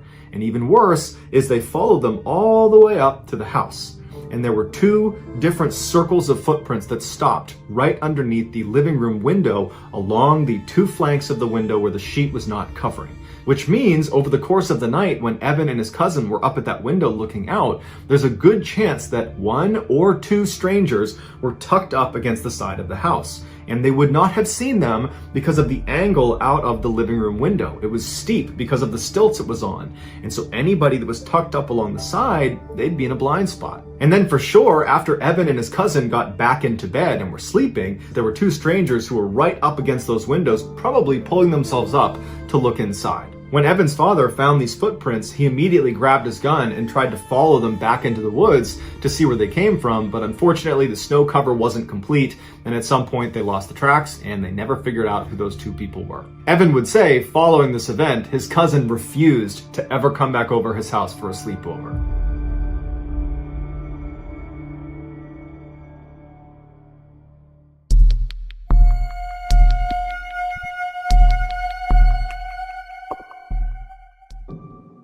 In June of 2019, an 18-year-old girl named Bella wrapped up her first year in college and headed home for the summer. Her family lived just outside of this small town in France that was tucked up in the mountains and surrounded by this huge forest. And so growing up, Bella spent a lot of her time out in this forest, either by herself or with her father or other members of her family. And so she knew the forest like the back of her hand. Her favorite place to go in this forest was the man-made lake that sat kind of at the center of this forest. It wasn't huge, but it was a beautiful view, it was very peaceful, and so she liked going out there. The way she would get to it is she would leave her house, she would hop in her car, she would drive a couple of miles down the road, and she would pull off into the shoulder of this road, and there was no signage that said this was the pull-off to get to the man-made lake. This was an area that she and her family had discovered, that there was this particular trail you could take. And so she would pull off at the shoulder, she would get out, and she would turn away from the road and just walk directly into the trees, which butted right up against the road.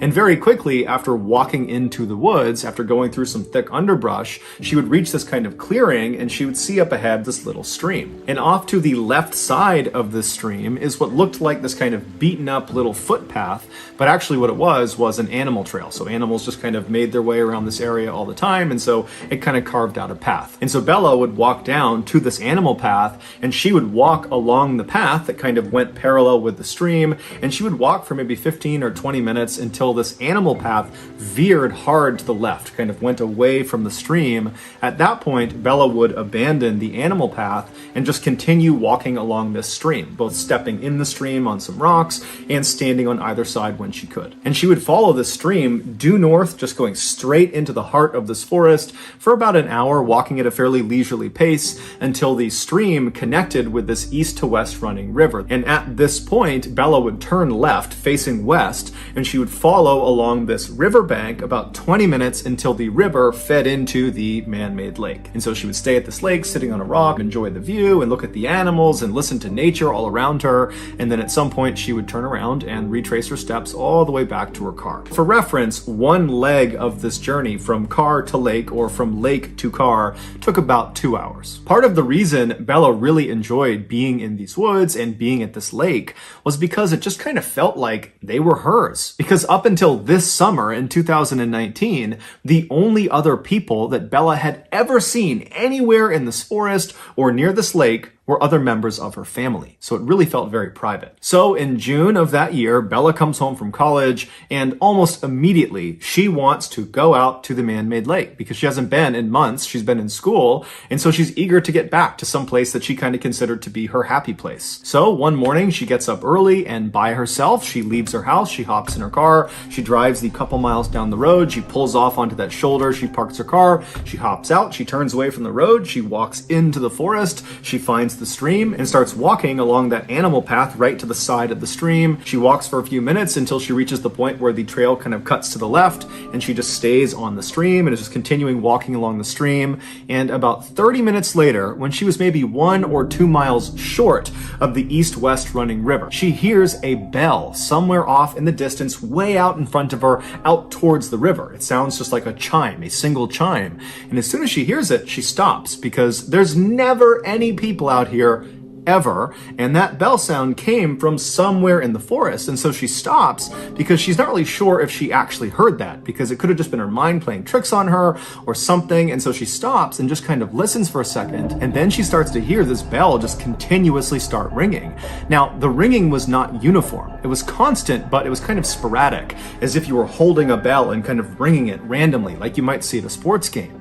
And so she's thinking to herself, is there a dog that got lost somewhere up ahead and it's got a bell on its collar, and that's the sound I'm hearing? But as she's sitting there listening to this kind of sporadic bell sound, she's thinking, that's way too loud to be some rinky-dink bell on a pet's collar. So it's got to be something more robust. Did maybe somebody have a bell inside of a box, and that box got on the river and it's floated down river and it's like crashing into rocks or something? I mean, she's going through these very strange scenarios in her head, but she's not concerned about the bell. She's actually pretty intrigued. And since the sound of this bell seemed to be coming from the direction she was already traveling, she decided she would just keep on walking and hopefully see whatever it was that was causing this bell sound. And so Bella just began walking along the stream again, kind of listening to this bell and thinking about what it was going to be. And after about 5 minutes of her starting to walk again, the bell just stops. It goes totally silent. And when it does, it actually kind of startles Bella because she'd been listening to it so intently. And so she stops and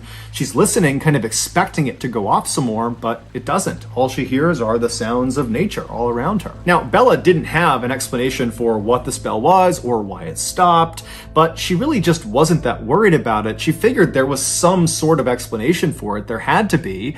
And so she just kind of shrugged and kept on walking and put her focus back on getting to the lake. About 10 or 15 minutes later, Bella was still walking along the stream. She was still maybe a half mile or a mile short of the east to west running river when she sees up ahead on the left side of the stream as she's walking, there appears to be something laying on the ground that looks like it could be an animal or a rock. She doesn't really know what it is. And as she gets closer, she realizes it's a beaver laying on the ground, and this beaver is missing its head.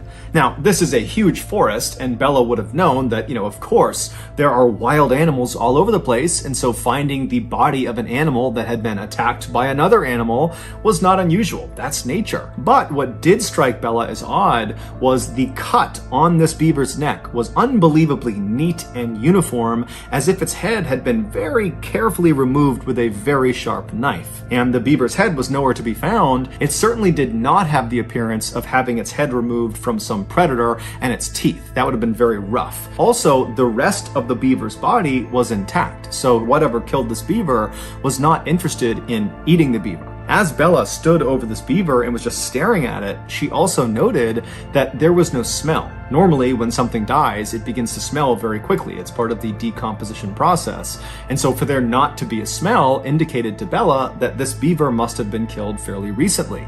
And then when Bella kind of gently prodded the body with her foot, she realized the beaver's body was still fairly limp, so rigor mortis had not set in. Rigor mortis is another part of the decomposition process where the body kind of stiffens up, and that happens fairly soon after death. And so as Bella is realizing this beaver must have died very recently, it dawns on her that most likely whoever or whatever has killed this beaver is probably somewhere nearby. And Bella can't help but connect this dead beaver to that bell she was hearing earlier, which before meant nothing, but considering the bell was roughly coming from the same area where this beaver has now been found, it made her uneasy. And so Bella found herself whipping her head around, looking out into the trees, seeing if, there's some person, a hunter or somebody that would kind of explain what was going on, but there was nothing. And so Bella felt herself starting to panic a little bit, but then she stopped herself and said, "Calm down, it's broad daylight. I have been coming to these woods for years and years. I've never seen another person. I've never encountered some predatory animal.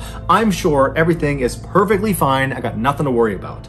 And so she stepped over the beaver and kept on walking. Bella would eventually reach the east-west running river. She would turn left and walk for 20 minutes alongside this river. She'd reach the man-made lake. She enjoyed the beautiful view and the scenery, and then at some point she turned around and began retracing her footsteps. She walked past the beaver on the ground all the way back to her car, and she went home. A week later, Bella was sitting around her house when she felt pretty bored and decided kind of abruptly that in order to cure her boredom, she would go back to the place she loved so much, the man-made lake.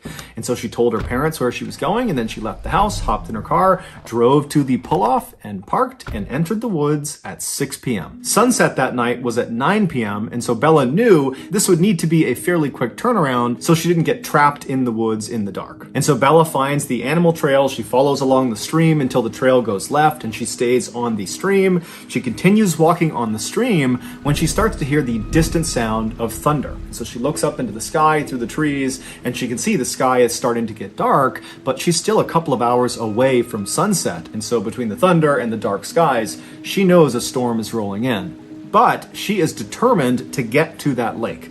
And so instead of, turning around and saying, okay, I'll come back another time, she just starts jogging along the stream to get there as fast as she possibly can. And almost immediately as she's jogging, the raindrops start to fall. And by the time she passes the beaver corpse on the ground, it hadn't moved, the rain was really coming down. And then about 15 minutes after the corpse, when she hit the east-west running river, that's when the rain was at a full downpour. Still, Bella turned at the river and continued west towards the man-made lake as if she was going to go all the way, but only about a minute or two into this final leg. She still had about 20 minutes to get to the lake.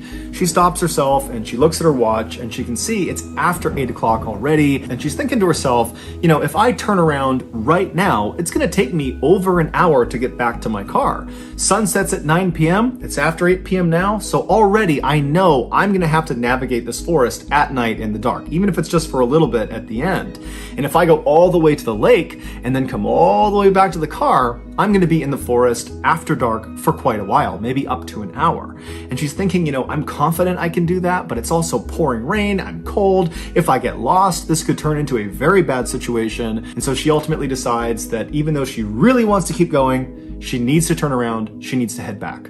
And so she turns around and she walks back up alongside this east-west running river to where the stream fed into that river. She turns and begins walking south along this stream, headed back towards the car. On her walk, because the visibility was starting to get quite bad because it was so dark, she had her head down at the ground because she didn't want to trip. She's stepping on rocks, she's stepping on muddy areas. She wants to make sure her footing is solid. And so her head is down, the rain is pounding all around her, and she's walking for about 15 minutes when all of a sudden something hits her in the top of the head. And so reflexively, she looks up and kind of puts her hands in front of her face to protect herself, and she sees what she had just run into. It was the beaver corpse. It was hanging from a string that was dangling off a branch right above her. And this beaver's head had been retrieved, and the head had been stitched onto the front paws of this beaver. And so she's looking at this beaver that's dangling from this rope. It's carrying its own head, and she's walked square into it. And her first reaction was basically to gag. She was going to vomit. She was so disgusted. And then she began frantically rubbing at her hair where this thing had made contact with her because there could be juices from the decomposition that got on her. And then after frantically kind of patting at her head for a second, she stops and something really terrifying dawns on her. Whoever strung this beaver up to this tree and then stitched its head onto its paws, they had done that in the last 30 minutes because 30 minutes earlier when she was on her way in, she remembered passing the beaver carcass on the ground. She saw it. It had not moved from where it was the week before when she first saw it. And now this beaver is strung up in the tree. And so as the wheels are turning in Bella's head, she realizes that if someone has just done this, then they are probably nearby. And at this point, it's really starting to get dark. The rain is pounding all around her, and she starts whipping her head around, looking in all directions to see if there's someone out there that did this. But as she's looking, all she sees is just dark forest in all directions. And she knows she's at least 1 hour, even if she runs from her car. And so suddenly, she is totally panicked, and in an effort to calm herself down, she says to herself, okay, I need to get out of here, but I have to walk. If I start running right now, this is going to turn into a complete nightmare. I just have to try to walk.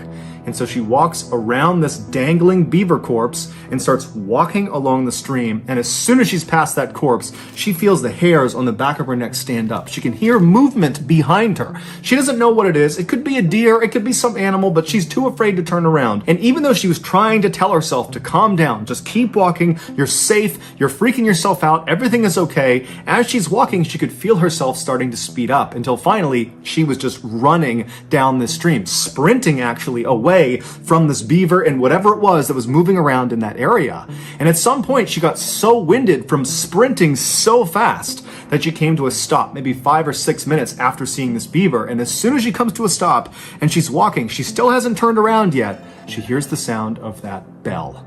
And right away, it's the exact same sound she had heard the week before. It's that kind of constant, sporadic sound of someone ringing a bell. But in her panic state, she doesn't know where it's coming from. She's so scared. Her anxiety is so high. She doesn't know if it's behind her or if it's off to the side. It's now completely dark out. And so she is full-blown terrified. There is someone or something behind her that has strung this beaver up that's probably watching her, and she can't see them. Even though she's beyond winded, she can barely breathe. She just starts sprinting as fast as she can. And as she's stumbling and falling on the rocks and tripping because she's not really looking where she's going, in the background and all around her, she's hearing this bell chiming and she's hearing something moving around in the woods behind her. And she pulls her phone out of her pocket, her iPhone, and as she's running, she dials her father. She puts the phone to her ear. She's crying. She's panting. She can barely breathe. Her father picks up and she's so relieved to hear his voice, but she can't even make a sentence. She just starts crying and wailing and pleading with him, "Dad, come out to the forest. Meet me at the spot where the trail veers away from the stream. Meet me there. There's someone in the forest that's chasing me and I can't see them." Her father on the other end of the phone, he didn't know what to make of this, but he could hear the primal fear in his daughter's voice.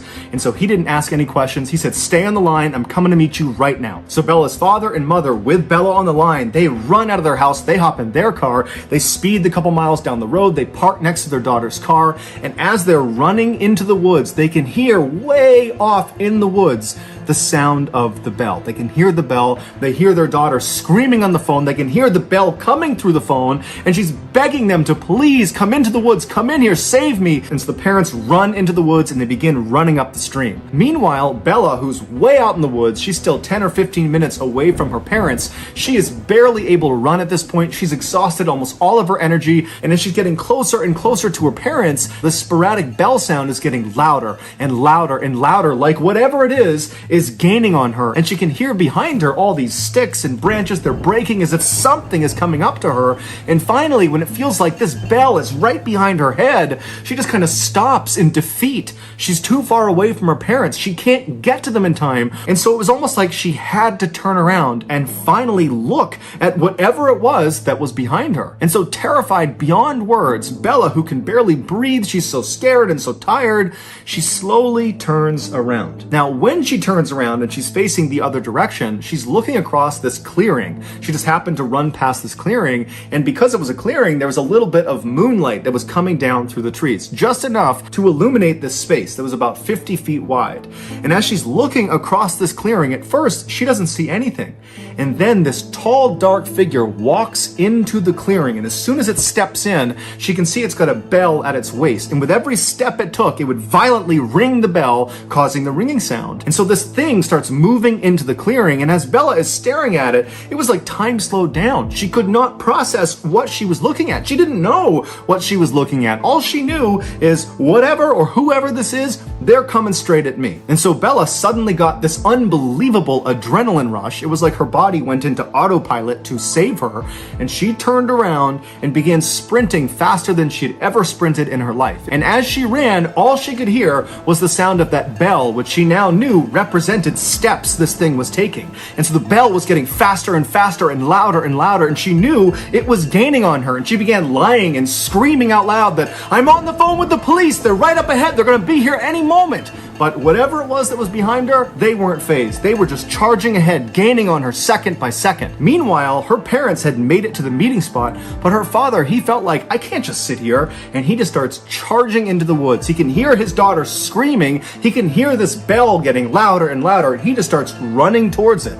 And sure enough, seconds later, he sees his daughter come bounding out of the forest, and she leaps into his arms. He just grabs her, turns around, and runs with her back to the meeting spot. He grabs his wife, and the three of them just charge out of the forest, back to the parking lot, back in their car, and they speed off. In the car, all of them are crying. They don't know what to make of what just happened. Bella's trying to describe it, but she can't. And her parents, they had been on the phone listening to their daughter screaming, and all they kept saying to each other, the parents, was, "I heard the bell. I heard the bell. I heard the bell," as if the bell confirmed their worst nightmares, that there really was someone or something out in those woods that was trying to do harm to their child. They would drive straight to the police station where Bella would file a report about what she experienced out in the forest, and then afterwards her parents, as a precaution, took her to the hospital where she was determined to be okay, besides some bumps and bruises from falling down. The following morning, the police went out to the forest, to the area where Bella had explained where she had been, and they searched all along that animal foot trail and all along the stream, but they never found any sign of this dark figure with the bell. Bella would tell police that she had a handbag, and as she was running back, she dropped the bag. She remembered where she dropped it along the stream, but when the police went to that area, the bag was gone. Also, the beaver was no longer there. It was not tied up to the tree, it was not on the ground, it was gone. The only thing police found that was out of the ordinary was they found a little ways off from the stream, basically along the path that Bella would have been running on, they found a t-shirt neatly folded placed underneath a rock. But the police and Bella and her family have no idea what that signifies. Ultimately, the police told Bella and her family that more than likely what she ran into was some kind of mentally unstable person that was living out in the woods, and perhaps when Bella came into the woods, they felt like she was on their property, and so they kind of tried to scare her off. But Bella has a hard time accepting that. She felt like as she was running from whoever was behind her, that she was in mortal danger, that had it not been for her father running into the woods and literally grabbing her and running with her the rest of the way, that she may not have gotten out of the woods at all, that she might have been attacked and killed by whoever this was. She also can't help, when she looks back at the entire experience, thinking about that moment when she turned around and looked across that clearing and saw this figure come into the moonlight for the first time, that when it came into the moonlight, the way it was moving, the steps it was taking, they weren't normal, they were abnormal. There was just something off about this thing's movement, that it didn't seem like she was looking at a person, but rather some big animal. But regardless, since her ordeal, there have been no strange sightings out in those woods. However, almost no one ever goes in those woods except for Bella and her family, and Bella and her family, they don't go in those woods anymore. So whoever or whatever is out there is still just out there. At 3:30 p.m. on July 27, 2019, a 22-year-old college student named Nicole logged onto her gaming computer in her bedroom in North Carolina. Nicole had spent the morning and the early part of the afternoon studying, but now she could finally kick back and relax and play her favorite video game, an online multiplayer combat game called Perfect World, where people battled each other as characters inspired by Chinese mythology. Perfect World was a pretty niche game, so not a whole lot of people played it or even knew about it, but Nicole loved it, and she played it basically every day for the past few years, was totally hooked on it, and in playing it, she had met about a dozen other people from all over the world who also were obsessed with this game. And together, they had formed a virtual community, and they used a messaging app called Discord to communicate with each other outside of the game. So, on this particular day, after Nicole loaded up Perfect World, she also opened up her Discord chat, and she saw already that several of her friends were online, and they were all talking on the general chat inside of their server. And so Nicole began perusing the messages, and she saw the general theme of the messages being passed was about one of the other users on their server, somebody who went by the username Menhaz. So as far as everyone knew on this Discord server, Menhaz, they didn't know his real name, was a college student, and he was basically known to be a huge troll, which meant he said and did really offensive things, in particular on this Discord server, just to get people's reactions. Because of his trolling behavior, he had actually been previously kicked out of the server and also kicked out of the game Perfect World, like the game they're all connected on this Discord server through. He had been booted from both of those platforms in the past, but in previous occasions when that happened, Menhaz would plead his case and say he's not going to do it anymore, he's going to behave, and eventually the moderators would just let him back in. And so currently, Menhaz was back on the Discord server, and he was back to his trolling ways. But as Nicole scanned through the general chat and went back and actually saw what Menhaz had been saying that day, that basically had stirred up everybody else on the server to say, look, he's back to his trolling ways, when she went back and actually saw what Menhaz was saying, Nicole couldn't help but feel like today's trolling just felt different.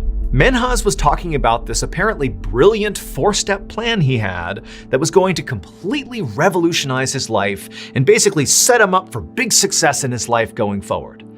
However, this plan he was talking about, this 4-step plan, was not only totally outrageous, but just seemed impossible. Like what he was saying he was going to do just didn't seem possible even by Menhaz's standards. Like within his trolling standards, this was a bridge too far. Like this isn't even trolling, this is just weird what you're proposing. And so basically the chatter on the Discord server this day that Nicole was seeing was how nobody believed this 4-step plan was a real thing. Like this is just classic Menhaz trolling. And Nicole too, she also did not believe this plan was serious. She did not think for a second Menhaz was going to do this. And so she just kind of rolled her eyes, ignored Menhaz, minimized the Discord server, and just enjoyed playing the game, Perfect World. And after a while, after a couple of battles that she won and a couple of battles that she lost in this game, she paused for a second and noticed there was a whole bunch of new notifications on their Discord server. And so because Nicole was already taking a break from the game, she opened up the Discord server to see what was going on. And right away she saw the main topic of discussion was once again Menhaz and his 4-step plan, but specifically, Menhaz had just sent a picture through the Discord server that apparently represented completing step 1 of this 4-step plan. He basically said, look, I did it. I've done 1. I'm on to step 2 now.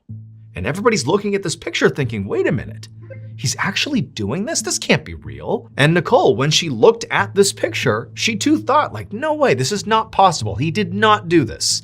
And in fact, her first thought was, okay, maybe this image was, created by AI or something, or, maybe he pulled this image off a website somewhere and is pretending it's authentic, but it can't possibly be something he actually took a picture of. He couldn't have done this. And so pretty quickly, Nicole, despite seeing this image, she agreed with the consensus that Menhaz is still just trolling us. This picture is not proof that he's really doing this 4-step plan. And so Nicole went back to playing Perfect World, and about an hour later, she noticed there were all sorts of new notifications on her Discord server. And so once again, she stopped her game, she opened up the Discord server, and once again, the entire chat was dominated about Menhaz, because Menhaz had sent a second picture, apparently representing him completing the second step of his big 4-step plan. And once again, everyone's saying there's no way, he's trolling us, this can't be real. And Nicole, she looked at the image itself, and she too thought this has got to be trolling. But now, she wasn't just filled with pure disbelief. She wasn't able to just completely discard what was happening here, because part of her was thinking, like, how is Menhaz getting these hyper-specific images that really are tethered to this exact plan he's laid out? Like, how does he have these images? Where are they coming from? Now, this was back in 2019, and certainly AI technology existed, but not the way it does now, where, the average user can literally in seconds create hyper-specific images using AI. In 2019, that really wasn't available to most people, and so really the only way Menhaz could potentially have these images, at least in Nicole's mind, was he had to have pulled them off some website somewhere and basically pretended they were images that he took. And so Nicole decided she was actually going to take the 2 images he had sent and reverse image search them to try to figure out where they came from, find the website, where he's pulling them from, because clearly these pictures are not authentic. There's no way Menhaz actually took these photos. But when Nicole reverse image searched both images, nothing came up. Now, Nicole thought, okay, that does seem to suggest these are authentic pictures he really did take, which maybe means he's actually doing this plan, even though that seemed totally preposterous. Or she thought maybe, these images have been pulled from such an obscure website somewhere that I don't have access to, finding them in a reverse image search, that maybe that's what it is. And so at this point, Nicole told herself, you know what, there's got to be a reasonable explanation for this, but I'll tell you this, it can't be that Menhaz is actually following through on this plan. It's not possible. And so once again, she minimized the Discord server and got back into the game. But pretty quickly, Nicole just stopped playing the game because her mind was totally fixated on whatever was going on with Menhaz. And so she opened up the Discord server again, and she saw still everybody in the chat was talking about Menhaz and these 2 pictures he had sent. And basically the server was divided. About half the members believed this really was just Menhaz trolling, and the other half was starting to think that, hey guys, this might be real. He might actually be carrying out this 4-step plan. Those pictures might be real. And if that's the case, we have a huge problem, because this plan, if he actually carries it out, is so completely illegal. He can't do this. This is not okay. And so the faction of members on the Discord server that were starting to sense that this 4-step plan of Menhaz's might actually be real began to talk internally, and they said, look, we can't just sit here and do nothing if Menhaz is actually doing this. We have to stop him. This is not okay. And so in fact, one of these members actually contacted their local police and told them, hey, there's this guy on my Discord server, his username is Menhaz, I don't have his actual name, but he's doing something that could be very bad, and you need to look into it. And so the dispatcher said, okay, well, where does Menhaz live? And the person who had called was like, well, I don't actually know. In fact, I really don't know much about him other than the fact that he goes by Menhaz and he sent these crazy pictures that could be real or not, I don't know. And so eventually the dispatcher just said, look, I get it that you're concerned, but we have nothing to go on here. And remember, this is the internet. People make stuff up all the time. And so pretty quickly after that, the police officer just hung up, and that was that.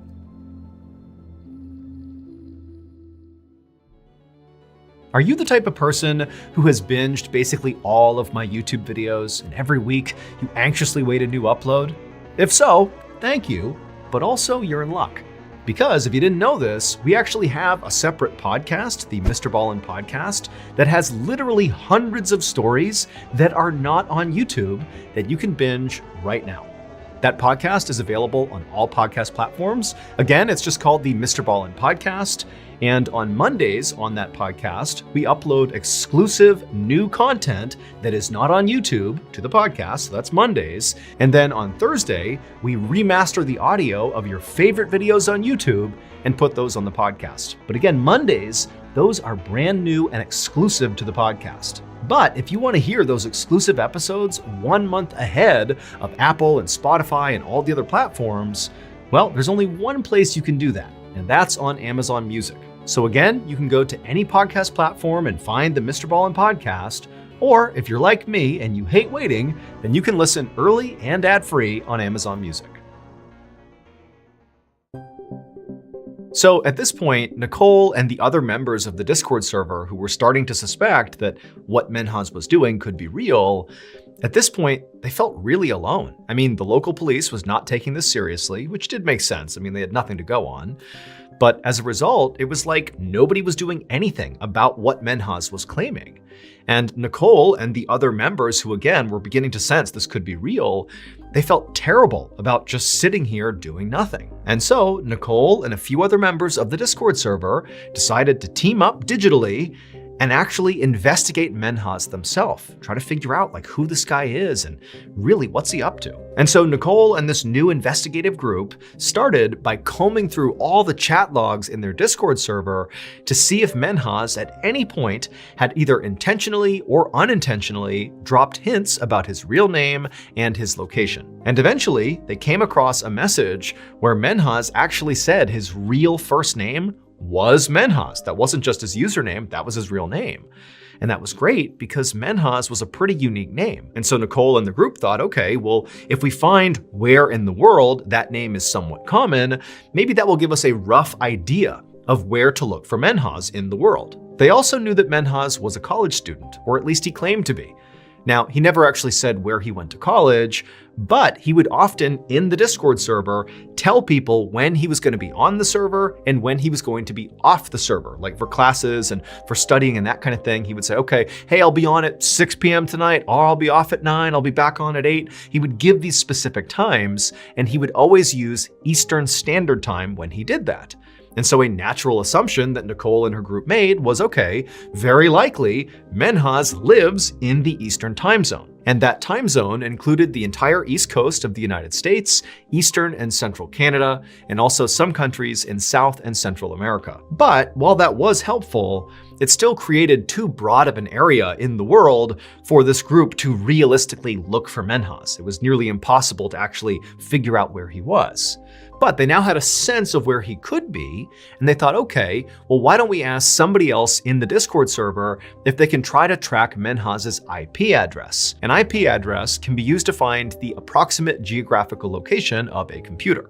And sure enough, someone in the server said they could do that, and within a few minutes, they had tracked Menhaz's computer to Toronto, Canada. However, right at the same time they were figuring this out, Menhaz sent a third picture across the Discord server, a picture that showcased him completing step 3 of this 4-step plan, allegedly. And for Nicole and many other members of this Discord server, this third picture really represented a big shift, because now it was getting terrifying. Because look, it seems pretty likely at this point that Menhaz is actually doing this. This is real. How could he possibly have these hyper-specific photos that are perfectly synced with this 4-step plan he had come up with? This feels real. And so Nicole, she actually asked the person who had traced his IP address to Toronto, she said, hey, should we call the Toronto police and tell them what's going on here? You know, maybe they can go find him and stop him before he completes this plan. I mean, he's apparently completed 3 steps. There's only 1 step left. We have to stop him here. But the person who had tracked his IP address to Toronto said, look, what are the police going to do? There's 6 million people that live in Toronto, and all we have is that maybe his computer is in Toronto and maybe these pictures are real. And also, by the way, it's pretty easy to mask your IP address. You can use something called a VPN, or virtual private network, that when you track someone's IP address that has one of those working, it will make it seem like their address is, for example, in Toronto or Chicago or New York or Dallas or anywhere in the world, when in reality, their computer is somewhere totally different.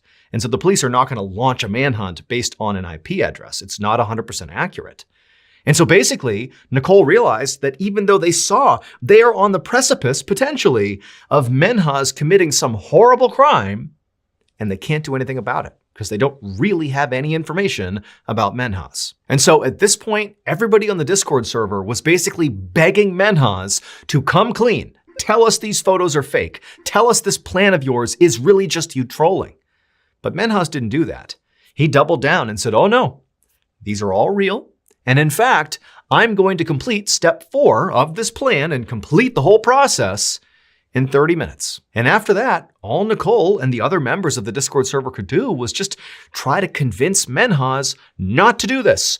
Don't follow through with this. Don't complete the plan. You gotta stop. It's not worth it. But Menhaz refused and said, I'm doing this no matter what. And sure enough, 30 minutes later, Menhaz would send one final picture, the 4th picture, showcasing that his 4-step plan was now complete. At this point, someone from the Discord server did call the Toronto police. The following day, at about 3:30 p.m., police officers arrived outside of Menhaz's home, which it would turn out was located in a small town just north of Toronto. The IP address had been correct. By this point, it had now been about 24 hours since Menhaz had sent the very first picture of his 4-step plan. Police knocked on the front door, having no idea what to expect here. They had seen the images Menhaz had sent on the Discord server, but at this point, until they went inside, they had no idea if they were dealing with a terrible crime or a terrible joke. When the door opened, Menhaz himself was standing in the doorway. He had a totally neutral, very calm expression on his face. He was very gracious. He welcomed the police inside. And when they stepped inside, they asked him, what's going on here? And all Menhaz said was, you'll see. So the police walked further into the home and eventually made their way upstairs. And when they got up there, they just froze. Because it would turn out, Menhaz was not trolling. Those pictures were not fake. He really had carried out that 4-step plan. It would turn out, for the past 4 years, Menhaz had been living a double life. To his friends and family, he was a college student studying engineering, and he was on a path to great success. When in reality, he dropped out of college in his first year and just pretended to go to school every day, when in reality, he would just go to a local mall and hang out there, and then in the evenings, when school was over and he would come back home, he would just immerse himself in video games, specifically that Perfect World game. That's what he did. He just went to the mall and played video games and lied to his friends and family. But July 27th, 2019, the day Menhaz put his 4-step plan into action, was literally the last day he could maintain this ruse. Because the next day, July 28th, 2019, was the day Menhaz was scheduled to graduate from his college. And so his friends and family were all expecting to be there and to see this amazing ceremony. And so to deal with the fact that his real life and his fake life were about to collide, Menhaz came up with his 4-step plan. And he literally told the members of the Discord server about his big plan, but nobody believed him because he was always trolling people. It just seemed like, oh, this is made up, another one of Menhaz's lies. But he was not lying. It was all true. Those pictures that he sent across were absolutely authentic. He took those pictures, and they did represent completing each step in the plan. The first picture was of his mother, the second picture was of his grandmother, the third picture was of his sister, and the fourth picture was of his father. And in each picture, those people were dead, because Menhaz had spent the day methodically killing his entire family to prevent them finding out about his lie. He hit them over the head with a crowbar and then slit their throats and took a picture, posted it to Discord. By the time someone from Discord finally got in touch with the Toronto police, it was too late. Menhaz had obliterated his entire family. Menhaz ultimately pleaded guilty to 4 counts of murder and was sentenced to life in prison with the possibility of parole after 40 years.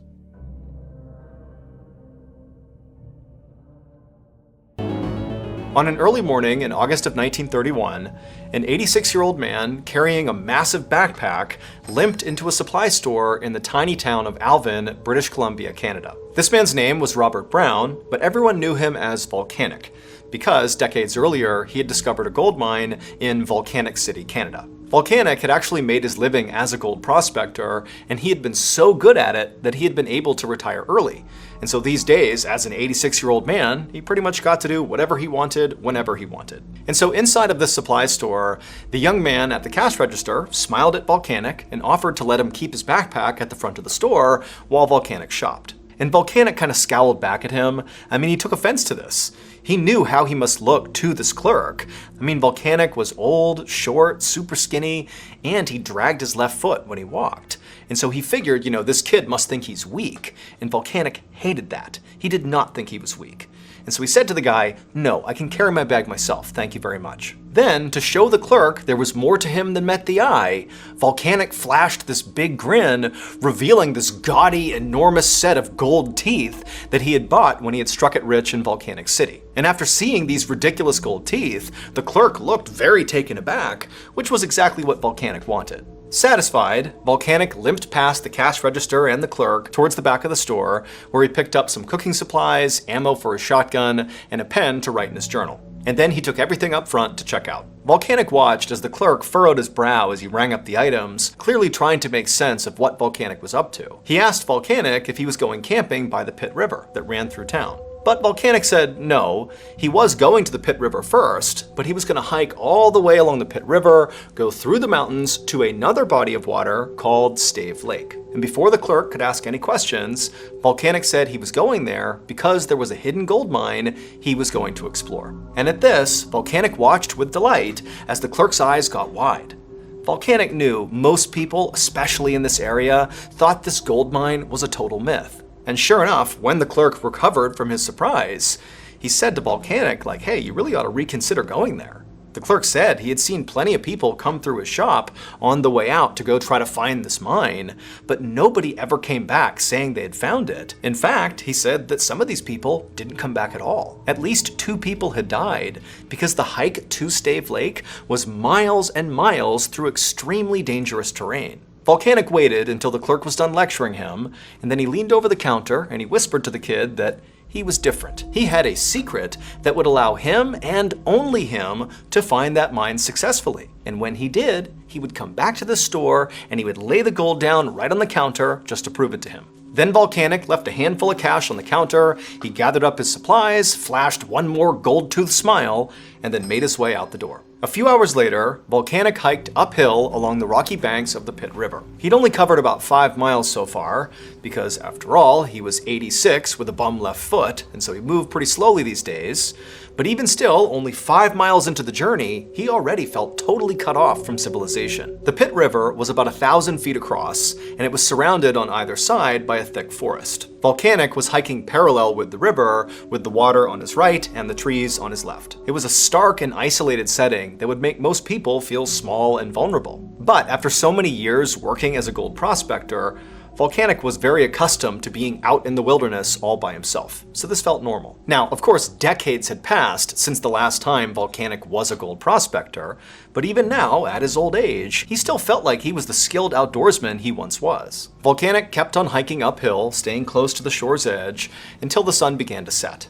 And by that point, the trees on the left had begun to thin out, and Volcanic was finally able to see kind of far out beyond in the direction he was going. And he saw off in the distance there were all these mountains. And as soon as he could see these mountains, he pulled out his journal and he flipped to the last page and he studied the page and then looked at the mountains and he smiled.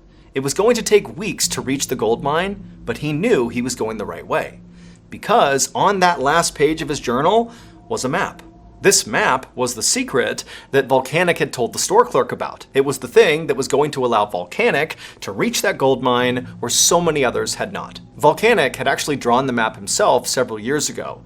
Back then, he'd been panning for gold in northern British Columbia when he had run into this indigenous woman in the forest. And this woman was deathly ill, and so out of the kindness of his heart, Volcanic had given this woman some healing herbs and then stayed with her for days until she was nursed back to health. And this woman had been so grateful to Volcanic that she had told him a secret. She told him that the legendary gold mine out near Stave Lake was absolutely real. And she said she knew this because her father was friends with the guy who discovered it. The man's name was Slumac. And she said he would go into the wilderness for days at a time, and then when he came back home, he'd come bearing these huge gold nuggets as big as chicken eggs. And not only did this woman tell Volcanic about this mine, she gave him directions to it. And so as she did, Volcanic took notes in his journal, and then used those directions to construct the map. However, before Volcanic parted ways with this woman, she gave him a warning. Right before he died, she said Slumac put a curse on the mine. And so now, if anybody tried to reach the mine, the forest itself would stop them.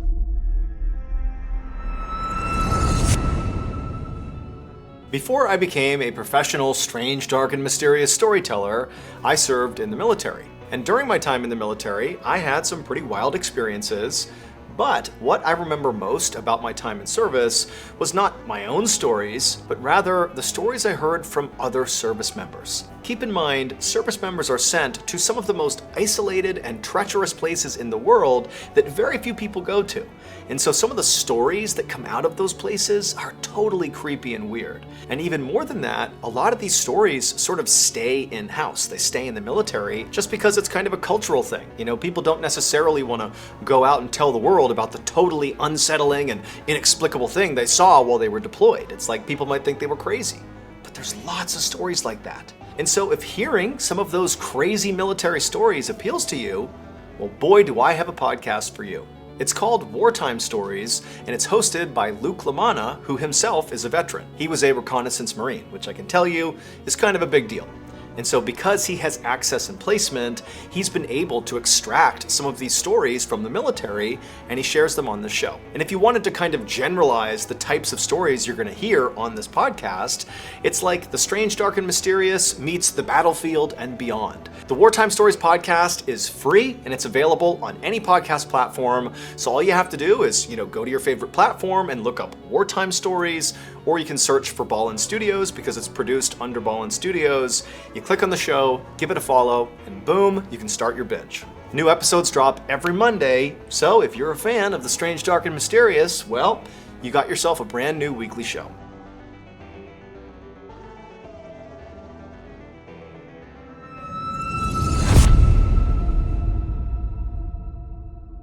And so now, standing in a clearing beside the Pit River, Volcanic thought back to that warning. He wasn't afraid of what she said, but just to be safe, he figured he would spend as little time as possible in the forest, and anytime he needed to pitch his tent along this journey to the mine, he would do so as far away from the tree line as he could. This was actually Volcanic's second attempt at trying to reach this gold mine.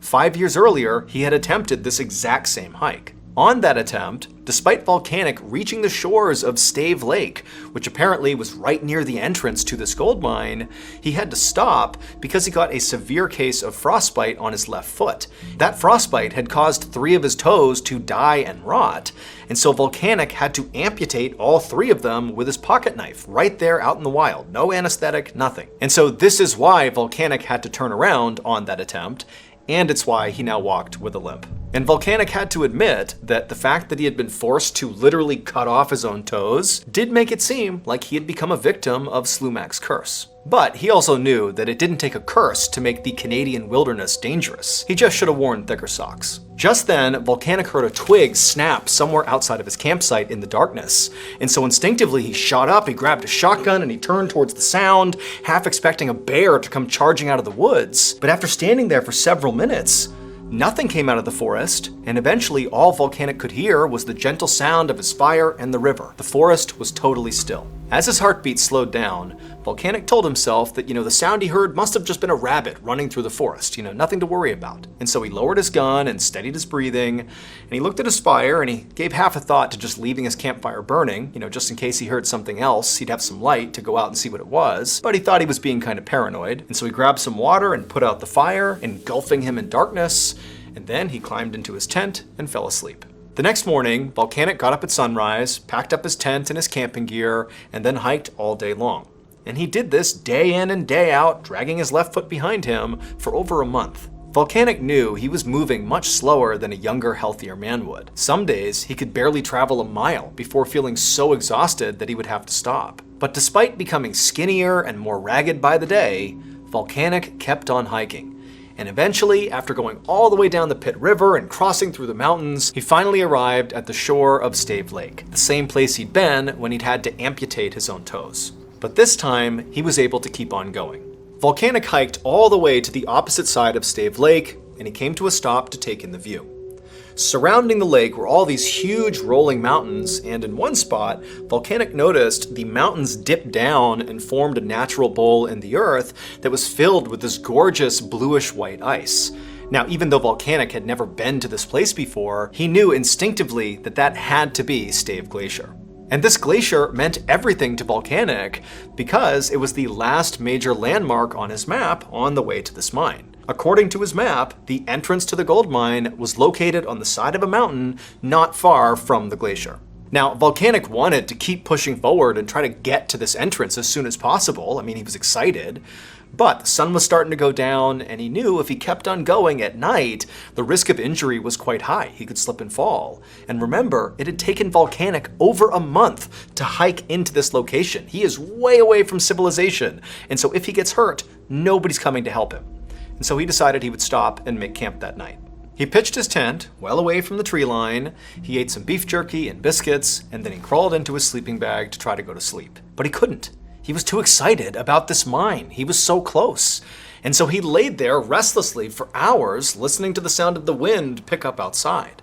Now, normally the sound of the wind would help Volcanic fall asleep. But tonight, it was not helping. It was actually making him feel really uneasy. The wind was loud and fast, howling across the lake. And that's when Volcanic noticed that despite all the noise outside, when he looked at the fabric of his tent, it wasn't moving with the wind. It was totally stationary. And so Volcanic sat up and he opened up the flap of his tent and looked outside. And the second he did, it got even louder, the howling wind. But he couldn't feel any wind blowing. And so he struck a match and he held it out in front of his tent, and the flame didn't even flicker, again, despite all this crazy howling sounds. And that's when he realized there was no wind. And so feeling totally unsettled, Volcanic closed the flap of his tent, got back in his sleeping bag, clutching his gun, listening to this horrifying sound outside that he couldn't make any sense of. And then by the morning, when the sun came up, the sound just went away.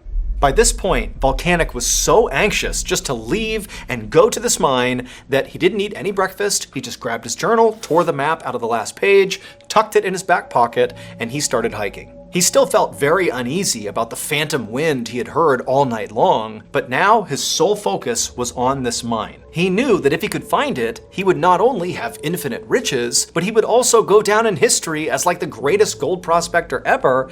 And on top of that, on the way back out again, he could stop at that supply store and drop some gold on the counter and rub it in that clerk's face, just like he said he would. Volcanic made his way first towards the glacier and then up the side of a mountain. He dodged tree limbs and climbed over boulders, all the while dragging his left foot on the ground. And then finally, up ahead, he saw this dark hole on the side of a mountain, and it looked like the entrance to a cave. Now, Volcanic could not see very far into that cave, but he was certain the gold mine had to be inside of there. And so with a rush of excitement, he made his way up to the dark entryway, and he stepped inside.